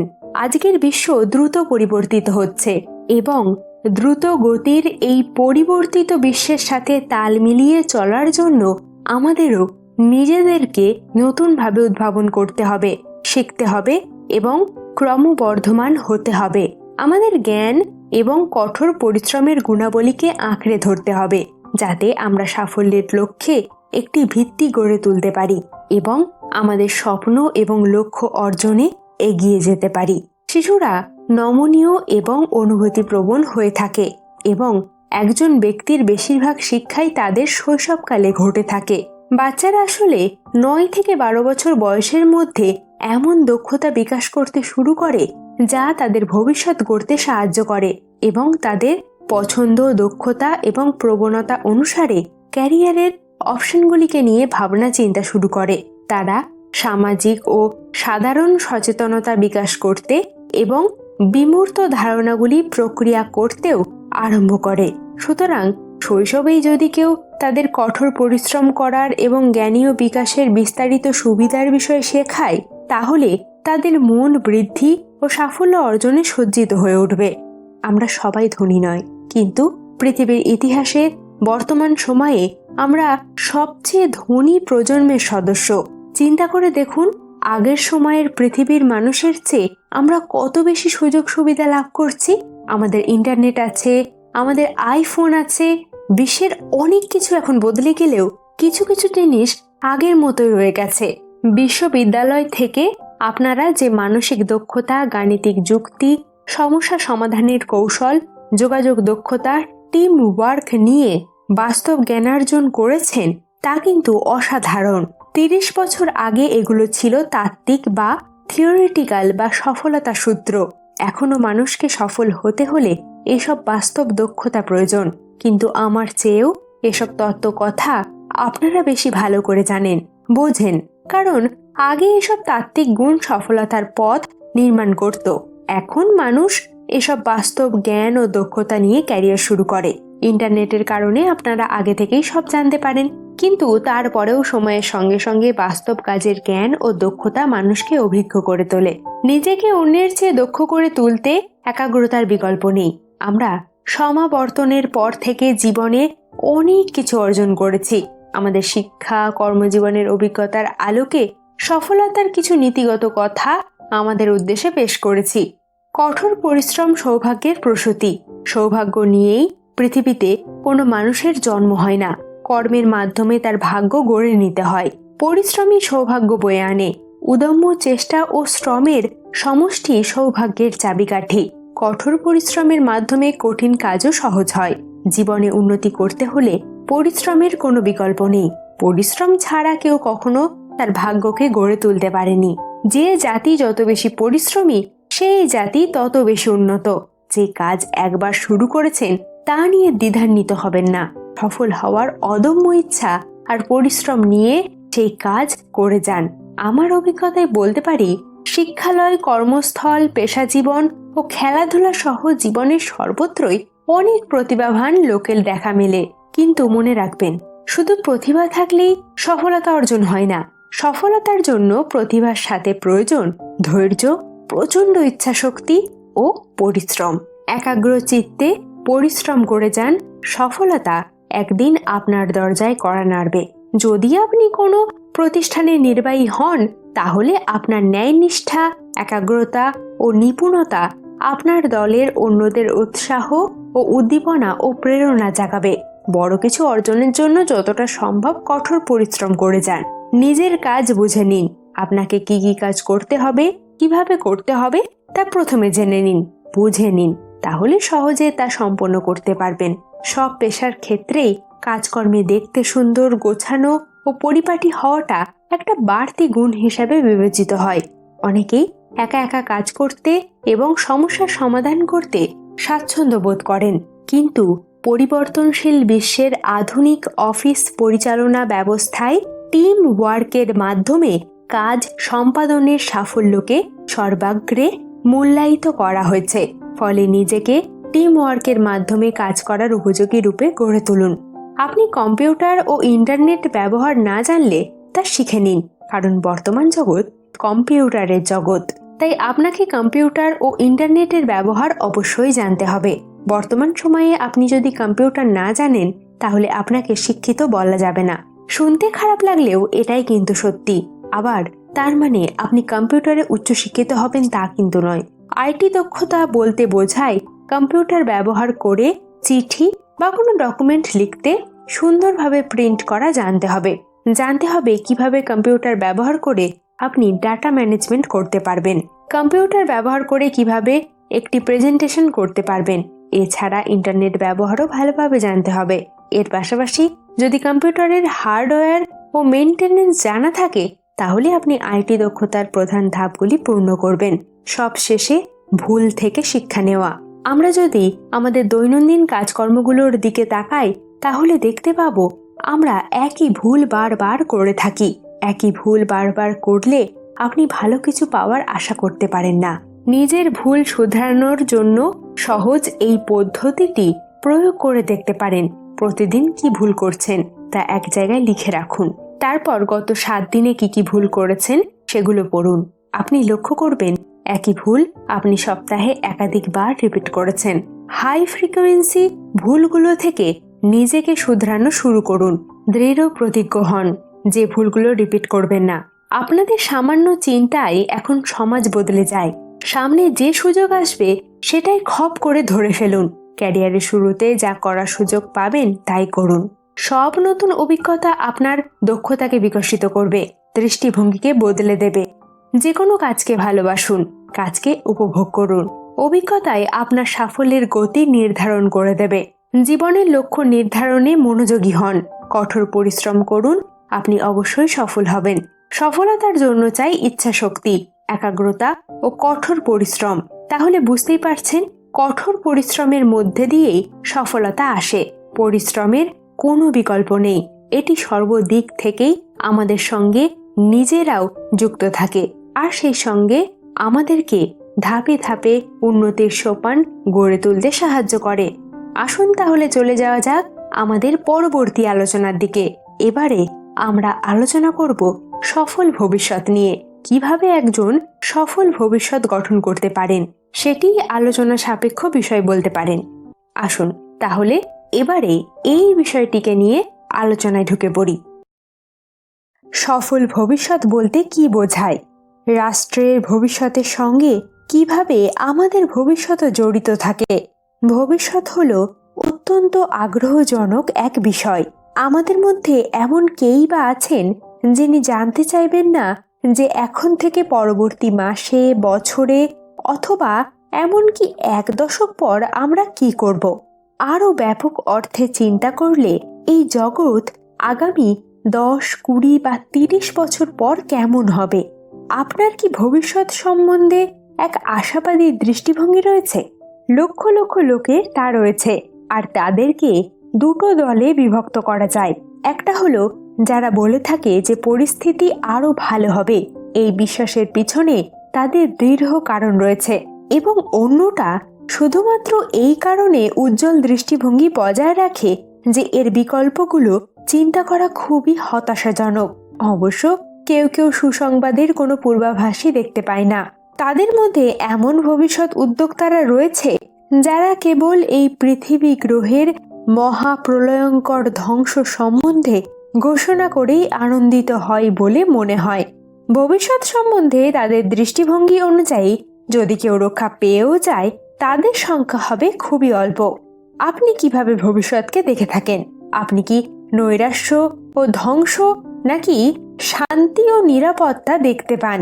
যদি আপনি দ্বিতীয়টা আশা করে থাকেন, তাহলে সেটার ভিত্তি কি? মন বলে তাই, নাকি নির্ভরযোগ্য প্রমাণ রয়েছে?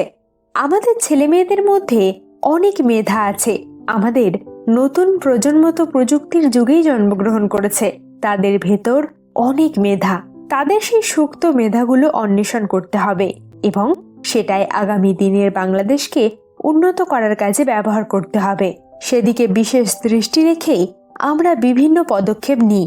আমরা বিজ্ঞান শিক্ষা, কারিগরি গবেষণা, স্বাস্থ্যের উপর গবেষণা, কৃষির উপর গবেষণা, বিভিন্ন বিষয়ের গবেষণার উপর সবসময় বেশি গুরুত্ব দিয়ে থাকি। আসলে গবেষণাই পারে আমাদের পথ দেখাতে। একমাত্র স্বনির্ভর সমন্বিত প্রতিষ্ঠানই নাগরিকের শিক্ষা, স্বাস্থ্য, ব্যবসা, বিচার ব্যবস্থা সহ সবকিছুতেই অধিকার এবং সুষম সুযোগ নিশ্চিত করতে পারে, যার ফলে অসম প্রতিযোগিতার মাধ্যমে শুধু কিছু এলিটের হাতে সম্পদ পুঞ্জীভূত হতে পারে না, বা নাগরিক অধিকার নির্দিষ্ট কিছু এলিটের ইচ্ছায় কুক্ষিগত হয় না। এতে দীর্ঘ মেয়াদে হলেও অর্থনীতিতে একটি সমতা তৈরি হয়, কিংবা মানুষের জীবনযাত্রার মান উন্নয়ন ঘটে। জনগণের মধ্যে আস্থা তৈরি হতে দীর্ঘস্থায়ী উন্নয়নের নীতির বদলে কিছু গোষ্ঠীকে তুষ্ট করাই সরকারের প্রধান নীতি হয়ে দাঁড়িয়েছে। এর ফলে কি হয়েছে তা আমরা নিয়ত টের পাচ্ছি। প্রবাসী ও পোশাক শ্রমিকের ঘামে রক্তের বিনিময়ে ফুলে ওঠা রিজার্ভ নিত্য নতুন ট্যাক্স বসিয়ে বিদ্যুৎ, জল, গ্যাসের দাম দফায় দফায় বাড়িয়ে রাজস্ব আয় বাড়ানো এবং সঞ্চয়পত্র থেকে অস্বাভাবিক পরিমাণ ঋণ নিয়ে সরকারের খরচ চালানো হচ্ছে। পৃথিবীর সর্বোচ্চ মূল্যে তৈরি কিছু সেতু, রাস্তা ও উড়াল সড়ককেই বলা হচ্ছে উন্নয়ন, কিন্তু জীবনযাত্রায়, নাগরিক সুবিধাতে, চিকিৎসা বা শিক্ষা ব্যবস্থায় ক্রমাগত জনগণকে নাজেহাল হতে হচ্ছে। মিডিয়াকে নিয়ন্ত্রণের মাধ্যমে সেই বাস্তবতাকে লুকিয়ে একটা হীরক রাজার দেশের পরাবাস্তব উন্নয়ন বুদবুদ তৈরি করা হচ্ছে। এই ছলনা থেকে মুক্তি পেতে অর্থনৈতিক সুযোগের সন্ধানে পালানো যুবকদের ঠাঁই হচ্ছে ভূমধ্যসাগরে আর মালয়েশিয়ার গণকবরে। অন্যদিকে প্রতিষ্ঠান সক্ষমতা তৈরির জন্যে রাজনীতিবিদ, এবং আমলাদের উপরে সবসময় সিভিল সোসাইটি এবং বৃহত্তর সমাজের চাপ ছিল। কিন্তু কে শোনে কার কথা? উন্নয়ন শব্দটি সাধারণত বিস্তৃতি, অগ্রগতি, প্রগতি এবং প্রবৃদ্ধি অর্থে ব্যবহৃত হয়। বিবর্তন, উত্তরণ, প্রসারণ ও বিকাশ অর্থেও এটি ব্যবহৃত হয়ে থাকে। এর বিপরীত অর্থ হল প্রত্যাবৃত্তি, পশ্চাৎগামিতা, প্রত্যাবর্তন ইত্যাদি। উন্নয়ন শব্দটি বর্তমান সময়ে বহুল ব্যবহৃত ও পরিচিত একটি নাম। বিশেষজ্ঞদের মতে একটি দেশের অর্থনৈতিক প্রবৃদ্ধিকেই উন্নয়ন বলা হয়ে থাকে। এই প্রবৃদ্ধি দেশকে সামনের দিকে এগিয়ে নিয়ে যায়। এটি জাতি রাষ্ট্রকে আধুনিকায়নের দিকে এগিয়ে দেয়। এই প্রবৃদ্ধি জাতীয় আয় ও সঞ্চয়নকে গতিশীল করে তোলে। অন্যদিকে সঞ্চয়, উৎপাদন ও বিনিয়োগের গতিশীলতা নিশ্চিত করে। উন্নয়ন শব্দটি দ্বারা দেশের সুনির্দিষ্ট কোনো একটি বিষয়ের উন্নতিকে নির্দেশ করে না। দেশের আর্থসামাজিক ও সামষ্টিক গতিশীলতাকে উন্নয়ন বলা হয়। বিশিষ্ট অর্থনীতিবিদ অ্যাডাম স্মিথ বলেন, দেশের ধনিক শ্রেণীর পাশাপাশি প্রান্তিক জনগোষ্ঠীর সার্বিক পুঁজির সঞ্চয়নকে জাতীয় উন্নয়ন বলা হয়। আধুনিক যুগে ব্যাপক অর্থনৈতিক উন্নতিকে উন্নতির মাপকাঠি মনে করা হয়। পল স্টিটিন বলেন, যখন একটি দেশের সকল মানুষের মৌলিক চাহিদা পূরণ হবে তখনই কেবল তাকে অর্থনৈতিক প্রবৃদ্ধি বলা যাবে। সাধারণত যেসব দেশের অর্থনীতি মজবুত ভিত্তির উপর রচিত হয়, টেকসই সামাজিক উন্নয়নের পথ প্রশস্ত হয়, স্থবিরতা কাটিয়ে উন্নতির সূচক ক্রমান্বয়ে ঊর্ধ্বমুখী হয়, সেসব দেশকে উন্নয়নশীল দেশ বলা হয়।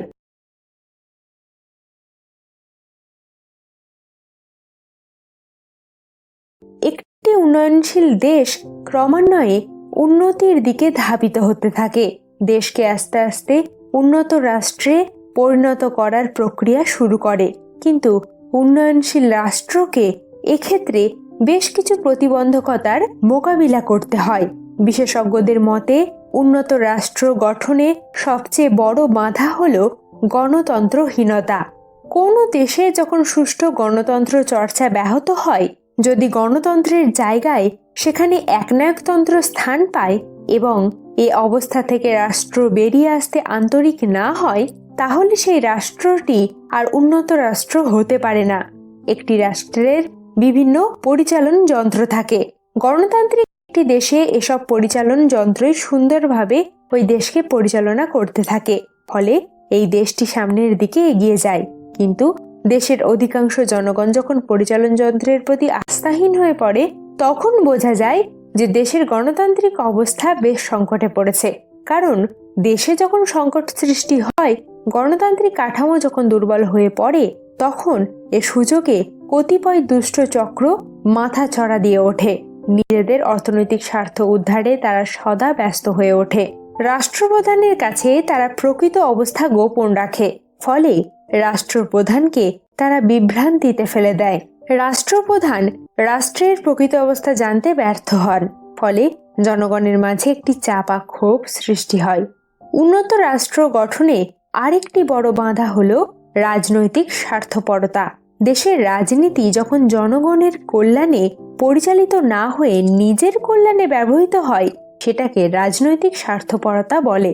কারণ রাজনীতিতে তখন মারাত্মকভাবে স্বার্থপরতা জড়িয়ে পড়ে। এসব দেশে রাজনীতিতে আগমন করেই একজন রাজনৈতিক টাকাওয়ালা প্রভাবশালীতে রূপান্তরিত হন। দেশের রাজনৈতিক বিভিন্ন পদ পদবিতে অর্থ বাণিজ্য জড়িয়ে পড়ে।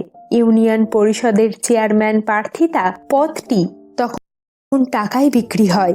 স্থানীয় ও জাতীয় পদে নির্বাচন করতে দলের কেন্দ্রীয় নেতাদের লাখ লাখ কোটি কোটি টাকা ঘুষ প্রদান করতে হয়। রাজনৈতিক বিভিন্ন পদ পদবি তখন টাকার বিনিময়ে ক্রয় বিক্রয় হয়। অর্থাৎ এ দলীয় পদ পদবি বাণিজ্যিক পদে রূপান্তরিত হয়ে যায়। আধুনিক বিশ্বের যুক্তরাষ্ট্র, যুক্তরাজ্য, কানাডা, জার্মানি, ফ্রান্স, জাপান ইত্যাদি দেশকে সর্বাধুনিক উন্নত রাষ্ট্র বলা হয়ে থাকে। এসব রাষ্ট্র অর্থনৈতিক উন্নয়নে সর্বাধুনিক উন্নত প্রযুক্তি আবিষ্কৃত করেছে। নব উদ্ভাদিত সর্বাধুনিক কৌশল অবলম্বন করেছে। সামাজিক উন্নয়নের মাধ্যমে জীবনযাত্রার মানোন্নয়ন করতে সক্ষম হয়েছে। এত সব কারণেই এসব দেশকে উন্নত বলা হয়ে থাকে। এই দেশগুলো নাগরিক বাসস্থান সমস্যার সমাধান করেছে, কর্মমুখী শিক্ষার উন্নয়ন ঘটিয়েছে, বাক স্বাধীনতার উন্নত পরিবেশ সৃষ্টি করেছে, নিরাপদ জীবনযাপনের প্রায় শতভাগ গ্যারান্টি দিয়েছে, স্বাস্থ্য ব্যবস্থা ও মহামারীতে ব্যাপক সুরক্ষা অর্জন করতে সক্ষম হয়েছে। এইসব দেশের কর্তা ব্যক্তিরা মহামারীর মাঝে শুধু নিজেরাই ঘরে বসে সুরক্ষিত থাকেন না, জনগণকেও ঘরে বসিয়ে সুরক্ষা দিতে ব্যবস্থা গ্রহণ করিয়েছে। এসব দেশের সাধারণ জনগণকে ক্ষুধায় খাদ্য সংগ্রহ করতে দিশেহারা হতে হয় না। আমাদের দেশের মতো সেখানে রাষ্ট্রনায়করা এসি রুমে সুরক্ষিত থাকেন না, আর জনগণ ক্ষুধার জ্বালায় রাস্তায়ও বের হয় না। উন্নয়নশীল দেশ হিসাবে রাষ্ট্রকে তাই উল্লিখিত বিষয়গুলোর সমাধান কল্পে নিঃস্বার্থভাবে আন্তরিক হতে হবে। জনগণের নিরাপত্তাহীনতা দূর করতে হবে। দেশের এক প্রান্ত থেকে আর এক প্রান্তে স্বাধীনভাবে ঘুরে বেড়ানোর নিরাপত্তা নিশ্চিত করতে হবে। সম্পদের সুষম বন্টনে বিশেষ গুরুত্ব দিতে হবে। বেকারত্বের চাপ কমাতে কর্মমুখী শিক্ষা ব্যবস্থা চালু করতে হবে। স্বাস্থ্য খাতে দুর্নীতি দূর করার ব্যবস্থা করতে হবে।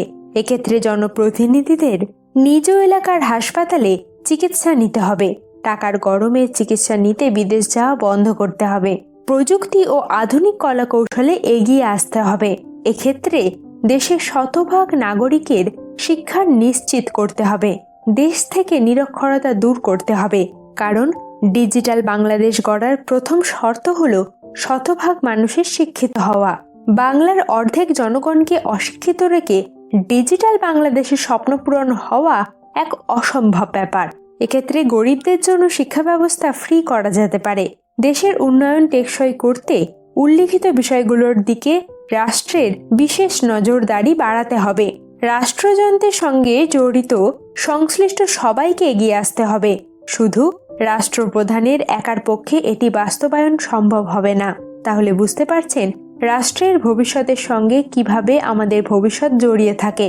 এখানে হলো গোটা বিষয়টির মধ্যে থেকে যাওয়া মূলগত পার্থক্যগুলি, যেগুলি চোখে আঙুল দিয়ে দেখিয়ে না দিলে হয়তো আমরা ঠিক মতো কার্যকরী ভূমিকা গ্রহণ করতে পারি না।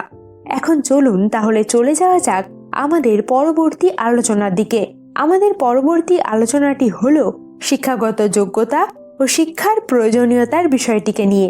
নিজেকে প্রশিক্ষিত করে তোলার মধ্যেও কি কোথাও কোনো বিশিষ্টতা রয়েছে? এর দ্বারাই কি আপনি নিজেকে সফলতার জায়গায় উপনীত হতে দেখতে পারবেন?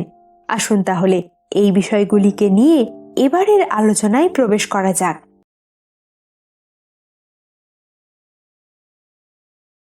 নিজেকে প্রকৃত শিক্ষিত করে তোলার মধ্যে দিয়ে কি আমরা সফলতা আনতে পারবো?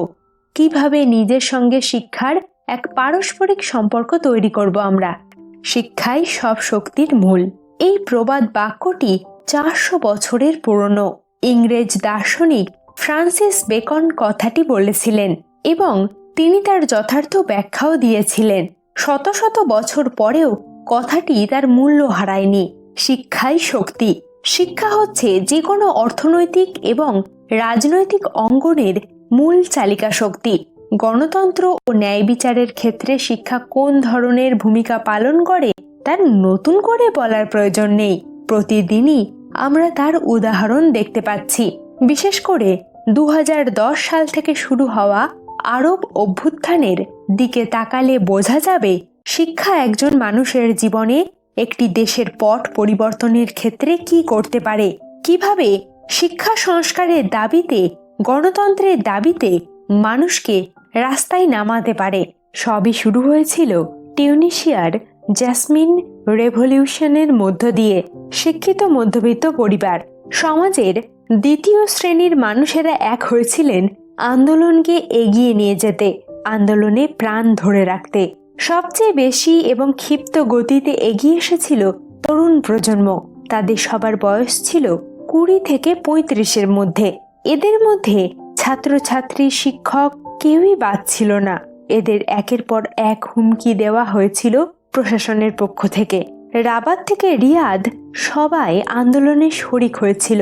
চিকিৎসক, প্রকৌশলী, সাংবাদিক সবাই এক বাক্যে বলেছিল, আরও স্বাধীনতা চাই, রাজনৈতিক অঙ্গনে সক্রিয় হতে চাই, দেশ শাসনে অংশগ্রহণ করতে চাই, শ্রম বাজারে সমতা চাই, চাই আলোকিত ভবিষ্যৎ।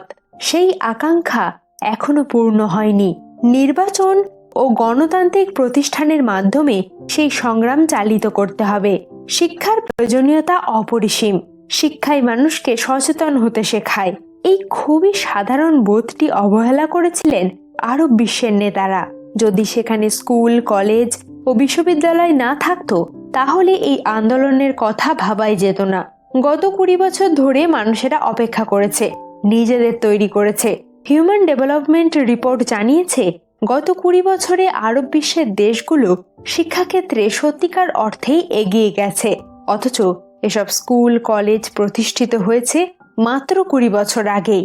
এমনকি টিউনিশিয়ার সাবেক প্রেসিডেন্ট বেন আলী নিজেও ছিলেন একজন সংস্কারপন্থী। দেশটিতে মানুষেরা শিক্ষার আলোয় আলোকিত হচ্ছে, কিন্তু সেই শিক্ষা কাজে লাগানোর কোনো সুযোগ ছিল না। কয়েকটি গোষ্ঠীর হাতে ছিল ক্ষমতা, তারাই নিয়ন্ত্রণ করত সবকিছু। আর ঠিক এই কারণেই এই দেশের বেকারত্ব ছিল প্রায় 40%। শিক্ষা ব্যতীত কোনো ধরনের অগ্রগতি সম্ভব নয়। এই সহজ সত্য বাক্যটি আন্তর্জাতিক সম্প্রদায় অনেক আগেই জেনেছে এবং সে অনুযায়ী নিজেদের দেশকে এগিয়ে নিয়ে গেছে। উন্নত দেশের রাজনৈতিক অঙ্গনে সাধারণ মানুষের প্রবেশাধিকার রয়েছে সক্রিয়ভাবে অংশগ্রহণ করার। দেশের রাজনৈতিক সিদ্ধান্তকে তারা প্রশ্নও করতে পারে। রয়েছে জবাবদিহিতার ব্যবস্থা। জাতিসংঘের মিলেনিয়াম উন্নয়ন লক্ষ্যমাত্রার একটি হলো বিশ্বের প্রতিটি মানুষের জন্য অন্ততপক্ষে প্রাথমিক শিক্ষা নিশ্চিত করা। অগ্রগতি হচ্ছে। মিলেনিয়ামের লক্ষ্যমাত্রা অনুযায়ী হাতে নেওয়া হয়েছে প্রকল্প। বিভিন্ন দেশ সে অনুযায়ী কাজও করছে, তবে খুব ধীরে। 1999 সাল থেকে 2009 সাল পর্যন্ত সারা বিশ্বে প্রাথমিক বিদ্যালয়ে পড়ুয়াদের সংখ্যা 7% থেকে 89% এসে পৌঁছেছে। এশিয়া এবং আফ্রিকাতে 2015 সালের মধ্যে যে লক্ষ্যমাত্রা অর্জনের প্রতিজ্ঞা নেওয়া হয়েছিল তা পূরণ করা হয়তো সম্ভব হবে না। যেসব দেশ উন্নত সেসব দেশে মাত্র 100 জন শিশুর মধ্যে মাত্র 87 জন শিশু নিয়মিত স্কুলে যাচ্ছে এবং তারা স্কুলের পাঠ শেষ করছে। দরিদ্র দেশগুলোতে প্রতি 10টি শিশুর মধ্যে 4 জন স্কুলে যাওয়া বন্ধ করে দেয়। গ্রাম এবং যুদ্ধ বিধ্বস্ত দেশগুলোর শিশুদের জন্য শিক্ষা আরো বেশি দুরূহ। সোশ্যাল গুড হিসাবে শিক্ষার মূল্য যে প্রচুর, অর্থাৎ ব্যক্তি শিক্ষিত হলে যে কেবল ব্যক্তির উন্নতির সম্ভাবনাই বাড়ে না, সমাজের সামগ্রিক উন্নতির পথও প্রশস্ত হয়, সেটা তো কার্যত সর্বত্র এবং সর্বদাই দেখা গেছে।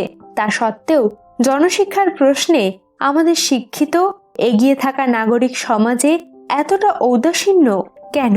এর পিছনে অসাম্যের কেবল আর্থিক অসাম্য নয়, বৃহত্তর অর্থে সামাজিক অসাম্যের একটা বড়সড় ভূমিকা আছে বলে মনে হয়। কিন্তু এই ঔদাসীন্যের পরিণাম তো ক্রমশই ভয়ঙ্কর হয়ে উঠছে এবং সমাজের বিভিন্ন স্তরে তার চাপটা উত্তরোত্তর বাড়ছে। সাধারণভাবে যাদের মধ্যবিত্ত বলা হয় তাদের একটা বড় অংশের পক্ষেও সন্তানের ঠিকঠাক শিক্ষার খরচ মেটানো কঠিন বা দুঃসাধ্য হয়ে পড়ছে।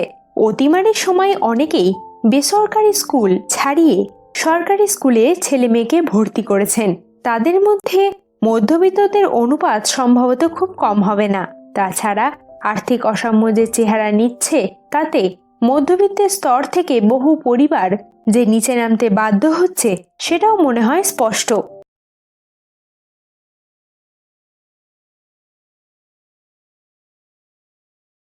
ভ্যানিশিং মিডল এর গল্পটা ক্রমশই জোরদার হচ্ছে। এবার বেসরকারি স্কুলে বা কোচিং ক্লাসে অনেক টাকা খরচ করেও সবসময় যে লেখাপড়া মনমতো হচ্ছে এমনও নয়। এই অবস্থায় সমাজের একটা বড় অংশ যারা ছেলে মেয়েকে লেখাপড়া শেখানোর প্রয়োজন খুব ভালো করে বোঝেন, সেই প্রয়োজন মেটানোটা ক্রমশই তাদের সাধ্যের বাইরে চলে যাচ্ছে। অর্থাৎ নিষ্ক্রমণের পথটা তাদের সামনে ক্রমশ সংকীর্ণ হয়ে আসছে। কিন্তু পরিস্থিতির চাপে পড়ে তাদের কণ্ঠস্বর জোরদার হওয়ার, অনেক স্বর একজোট হওয়ার একটা সম্ভাবনা কি তাহলে নেই? অন্যভাবে বললে, সেই সম্ভাবনা তৈরি করার কাজটাই কি রাজনীতির কাজ নয়? রাজনীতিকে আর্ট অব দ্য পসিবল বলার একটা মানে কি এই ধরনের পরিস্থিতি থেকেই তৈরি হয় না? যদি তা হয়, তবে কিভাবে রাজনীতিটাকে গড়ে তোলা সম্ভব? প্রযুক্তির উন্নতি, নতুন দ্রব্যের উৎপাদন এবং উৎপাদনের কৌশল এবং নতুন জ্ঞান সম্মিলিতভাবে বৃত্তি জগতে ব্যাপক পরিবর্তন নিয়ে এসেছে। কয়েক দশক পূর্বে যে ধরনের বৃত্তির প্রয়োজন ছিল, বর্তমানে তা অপ্রাসঙ্গিক হয়ে পড়েছে। বর্তমান বৃত্তির ক্ষেত্রে বিভিন্ন প্রাকৃতিক শিক্ষার প্রয়োজন, যা জীবনব্যাপী শিক্ষা ব্যবস্থার সাহায্যে অর্জন করা সম্ভব। গণমাধ্যম যেমন দূরদর্শন, ইন্টারনেট, কম্প্যাক্ট ডিস্ক ইত্যাদির ব্যাপক ব্যবহারের ফলে সামাজিকীকরণের সংস্থা হিসাবে পরিবারের ভূমিকা ক্রমশ ক্ষীয়মান। দ্রুত নগরায়নের ফলে পরিবার বিচ্ছিন্ন হয়ে পড়ছে এবং নারী পুরুষের ভূমিকা পরিবর্তনের ফলে মূল্যবোধের পরিবর্তন হচ্ছে। এইভাবে দ্রুত সমাজ পরিবর্তনের সঙ্গে সামঞ্জস্য রেখে চলার জন্য জীবনব্যাপী শিক্ষার প্রয়োজন। খুব সহজভাবে বলতে গেলে, জীবনব্যাপী শিক্ষা হলো যতদিন বাঁচি ততই শিখি। জীবনব্যাপী শিক্ষা মনে করে শিক্ষা কেবলমাত্র বাল্যকাল থেকে বয়ঃসন্ধিক্ষণের মধ্যে সীমাবদ্ধ থাকবে না। দ্রুত পরিবর্তনশীল বিশ্বের সঙ্গে পা চালিয়ে চলতে গেলে শিক্ষার ব্যাপ্তি হবে সমগ্র জীবন, জন্ম থেকে মৃত্যু পর্যন্ত। সুতরাং ব্যাপক অর্থে শিক্ষা সমাজবদ্ধ মানুষের ব্যক্তিজীবনের সঙ্গে একটা সমব্যাপী নিরবিচ্ছিন্ন প্রক্রিয়া, যার মাধ্যমে ব্যক্তির শারীরিক ও মানসিক সকল সম্ভাবনার ক্রমবিকাশ যেমন পূর্ণতা লাভ করে, তেমনি ব্যক্তির সামাজিক সম্ভাবনার বিকাশ ঘটিয়ে সমাজ সংস্করণ ও তার প্রগতিতে সাহায্য করার ক্ষমতা দান করে। সমাজের দুর্বল জনগণের শিক্ষার চাহিদা প্রধানত শিক্ষার দ্বারা পূরণ করা সম্ভব নয়। এছাড়া এদের মধ্যে একটা বড় অংশ বিভিন্ন কারণে প্রারম্ভিক শিক্ষা সম্পূর্ণ হবার পূর্বেই পাঠত্যাগ করে। এদের মধ্যে কেউ যদি পরবর্তী সময়ে শিক্ষা গ্রহণে ইচ্ছুক হন, সেক্ষেত্রে জীবনব্যাপী শিক্ষা সাহায্য করতে পারে।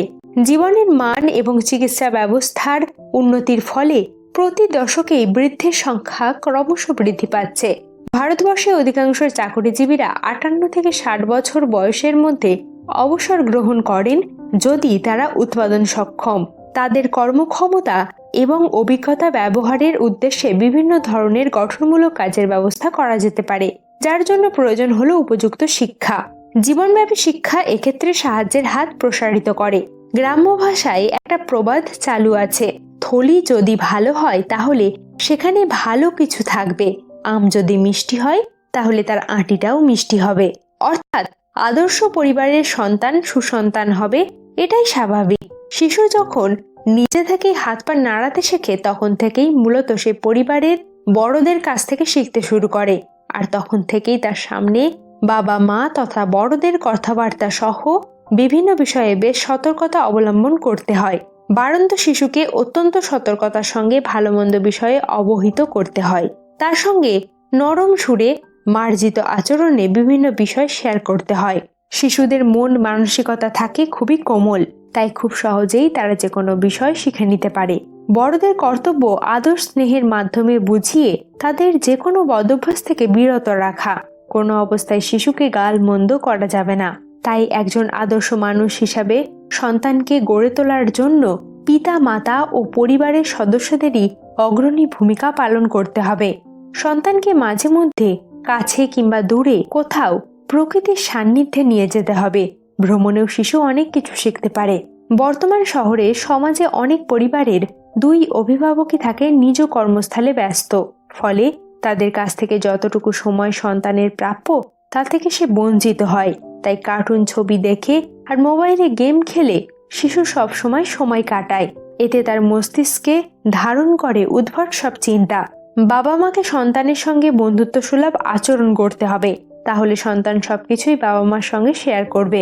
যে সন্তান শেয়ার করতে শিখবে সে কখনো আদর্শহীন হবে না। ঘরের পরিবেশে ভালো বলেই সে সন্তান সভ্যভদ্র ও আদর্শবান হবে তা কিন্তু ঠিক নয়। সন্তান কাদের সঙ্গে মেশে বন্ধুত্ব করে সেদিকেও দৃষ্টি রাখতে হবে। মোটামুটি 5-6 বছর বয়স থেকে শিশুর মধ্যে নিজস্ব সম্মান বোধ সৃষ্টি হয়। অবশ্যই ছোট থেকে সন্তানের সামনে সুশিক্ষার বিষয়ে আলোচনা এবং তার মধ্যে তার চর্চার প্রচলন ঘটাতে হবে। শিক্ষিত হওয়ার জন্য যেমন একাডেমিক শিক্ষার প্রয়োজন, তেমনি সন্তানকে সুস্থ মানসিকতার ধারক বাহক করার জন্য সভ্যতা, ভদ্রতা, নৈতিকতা ও কৃতজ্ঞতা প্রকাশ করার মতো মননের অধিকারী গড়ে তুলতে হবে। মোদ্দা কথা, বিচক্ষণ বাবা মা বা অভিভাবকদের সন্তানরাই সমাজে আদর্শ মানুষ হিসাবে গড়ে ওঠে। আশা করি আপনাদের কাছে এই বিষয়টি অনেকাংশেই পরিষ্কার হয়ে গেছে। তাহলে বুঝতেই পারছেন নিজেদেরকে শিক্ষিত করে তোলার পর্যায়গুলি ঠিক কি কি হতে পারে। এভাবে যদি সকলেই ভাবতে শেখেন তাহলে সমাজে বৈচিত্র্য আসতে বাধ্য। এবারে চলে যাওয়া যাক শেষের কিছু কথায়। যে কারণে এই বইটি লিখেছিলাম তার অনেকটাই আপনাদের সম্মুখে তুলে ধরতে পেরেছি। এখন আসুন তাহলে আরো কিছু বিষয়ের দিকে নজর ঘোরাই। হতে পারে এটির দ্বারা আমরা প্রকৃত সফলতার দিকে এগিয়ে যেতে পারবো।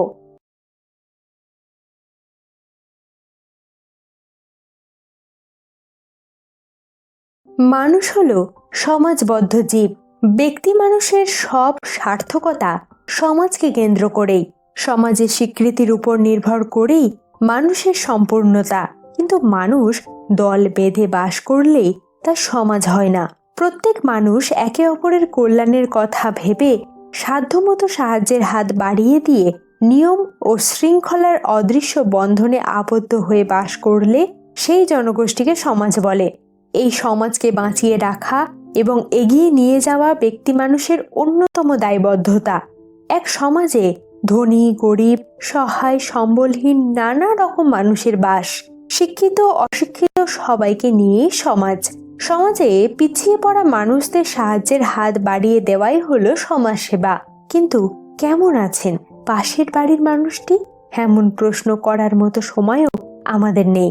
ক্রমেই আমরা যান্ত্রিক হয়ে যাচ্ছি। এতে সমাজের উপর নেতিবাচক প্রভাব পড়ছে। তাই আমাদের চিন্তার পরিবর্তন জরুরি। আমাদের সমাজের দিকে তাকালে প্রতিনিয়ত আমরা দেখতে পাই বিভিন্ন ধরনের বৈষম্য, যা অতি দুঃখের হলেও সত্য। আজকের আধুনিক বিশ্বের ছোঁয়া সত্ত্বেও আমরা সেকেলে সমাজ ব্যবস্থা হতে বেরিয়ে আসতে পারিনি। প্রাচীন সমাজ ব্যবস্থার কুসংস্কার, বৈষম্য ও অবমূল্যায়ন আমাদের কুঁড়ে কুঁড়ে খাচ্ছে। শ্রেণী বৈষম্যের দিকে তাকালে দেখা যায় সমাজের একটি গরিব লোক শিক্ষিত, মেধাবী ও নেতৃত্ব দেওয়ার মতো যোগ্যতা রাখলেও আমাদের ধনতান্ত্রিক সমাজ ব্যবস্থা এই লোককে সুযোগ না দিয়ে তাকে অবমূল্যায়ন করে পেছনে ফেলে রাখে, যা আমাদের জাতিকে অন্ধকারে ঠেলে দেয়। পক্ষান্তরে একজন সম্পদশালী ব্যক্তি মেধা ও নেতৃত্বের যোগ্যতা না থাকা সত্ত্বেও সমাজ তাকে নেতৃত্বের ভার দেয়, যা আমাদের সমাজ ব্যবস্থার জন্য হুমকি স্বরূপ। এই সমাজ নিয়ে আমাদেরই ভাবতে হবে, স্বপ্ন দেখতে হবে সমাজ নিয়ে। একটি সমাজে ধনী গরিব নির্বিশেষে সব রকম মানুষের বাস। যাদের আর্থিক অবস্থা ভালো তারা সব রকম সুযোগ সুবিধা ভোগ করতে পারে। কিন্তু সমাজে যারা গরিব, সহায়, সম্বলহীন তারা ভাগ্যের দোহাই দিয়ে দুঃখ কষ্টের কঠিন জীবনকেই মেনে নিতে বাধ্য হয়। স্বার্থকেন্দ্রিক বেঁচে থাকার মধ্যে কোনো সুখ নেই। এতে নিজেকে ও নিজের পরিবারকে ঘিরে আত্মকেন্দ্রিকতার এক সংকীর্ণ গণ্ডি গড়ে ওঠে। প্রকৃত সুখ রয়েছে সমাজের জন্য, দেশের জন্য নিঃস্বার্থভাবে কিছু করে বাঁচার মধ্যে। একজন মানুষ সঠিক শিক্ষা গ্রহণ না করলে তার প্রভাব সমাজের উপর পড়ে। সে কারণে আমাদের সঠিক শিক্ষা গ্রহণ করতে হবে। একটি কথা মনে রাখা ভালো, সমাজ নিয়ে ভাবনার বয়স লাগে না, প্রয়োজন চিন্তা ও মানসিকতা। শুধু নিজেকে নিয়েই ব্যস্ত থাকলে সমাজের কোনো পরিবর্তন আসবে না। ভাবতে হবে চারপাশের মানুষ নিয়ে। পরিবর্তন ছাড়া সমাজকে এগিয়ে নিয়ে যাওয়া সম্ভব নয়। তাই আমাদের সবার মধ্যে সামাজিক মূল্যবোধ জাগাতে হবে। সামাজিক মূল্যবোধই পারে সমাজের রূপ বদলে দিতে।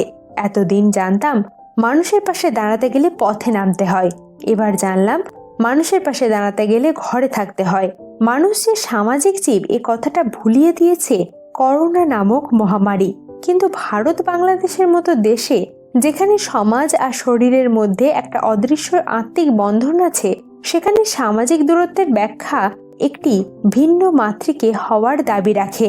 ঘর থেকে বেরিয়ে রোজ কত লোকের সঙ্গে ঝগড়া করব, নীতিবাক্য কপচাবো, মন কষাকষি করব। রোজ রোজ কার এসব ভালো লাগে? বরং নির্ভেজাল ন্যায়পরায়ণ মানুষের জন্য এক উটকো ঝামেলার কারণ হবে। বিশৃঙ্খল লোকই যখন সংখ্যাগরিষ্ঠ, তখন ধরতেই হবে যে এই বিশৃঙ্খলতার সঙ্গে আমরাও প্রযুক্ত। আর এই বিশৃঙ্খল গণকে নিয়েই গণতন্ত্র। ভদ্র কপট মন্দ ভালো নিয়েই তো আমাদের দিনলিপি। এরাই আমাদের যাপন কথার কুশীলব, জীবনের ছন্দ, মনের সায়।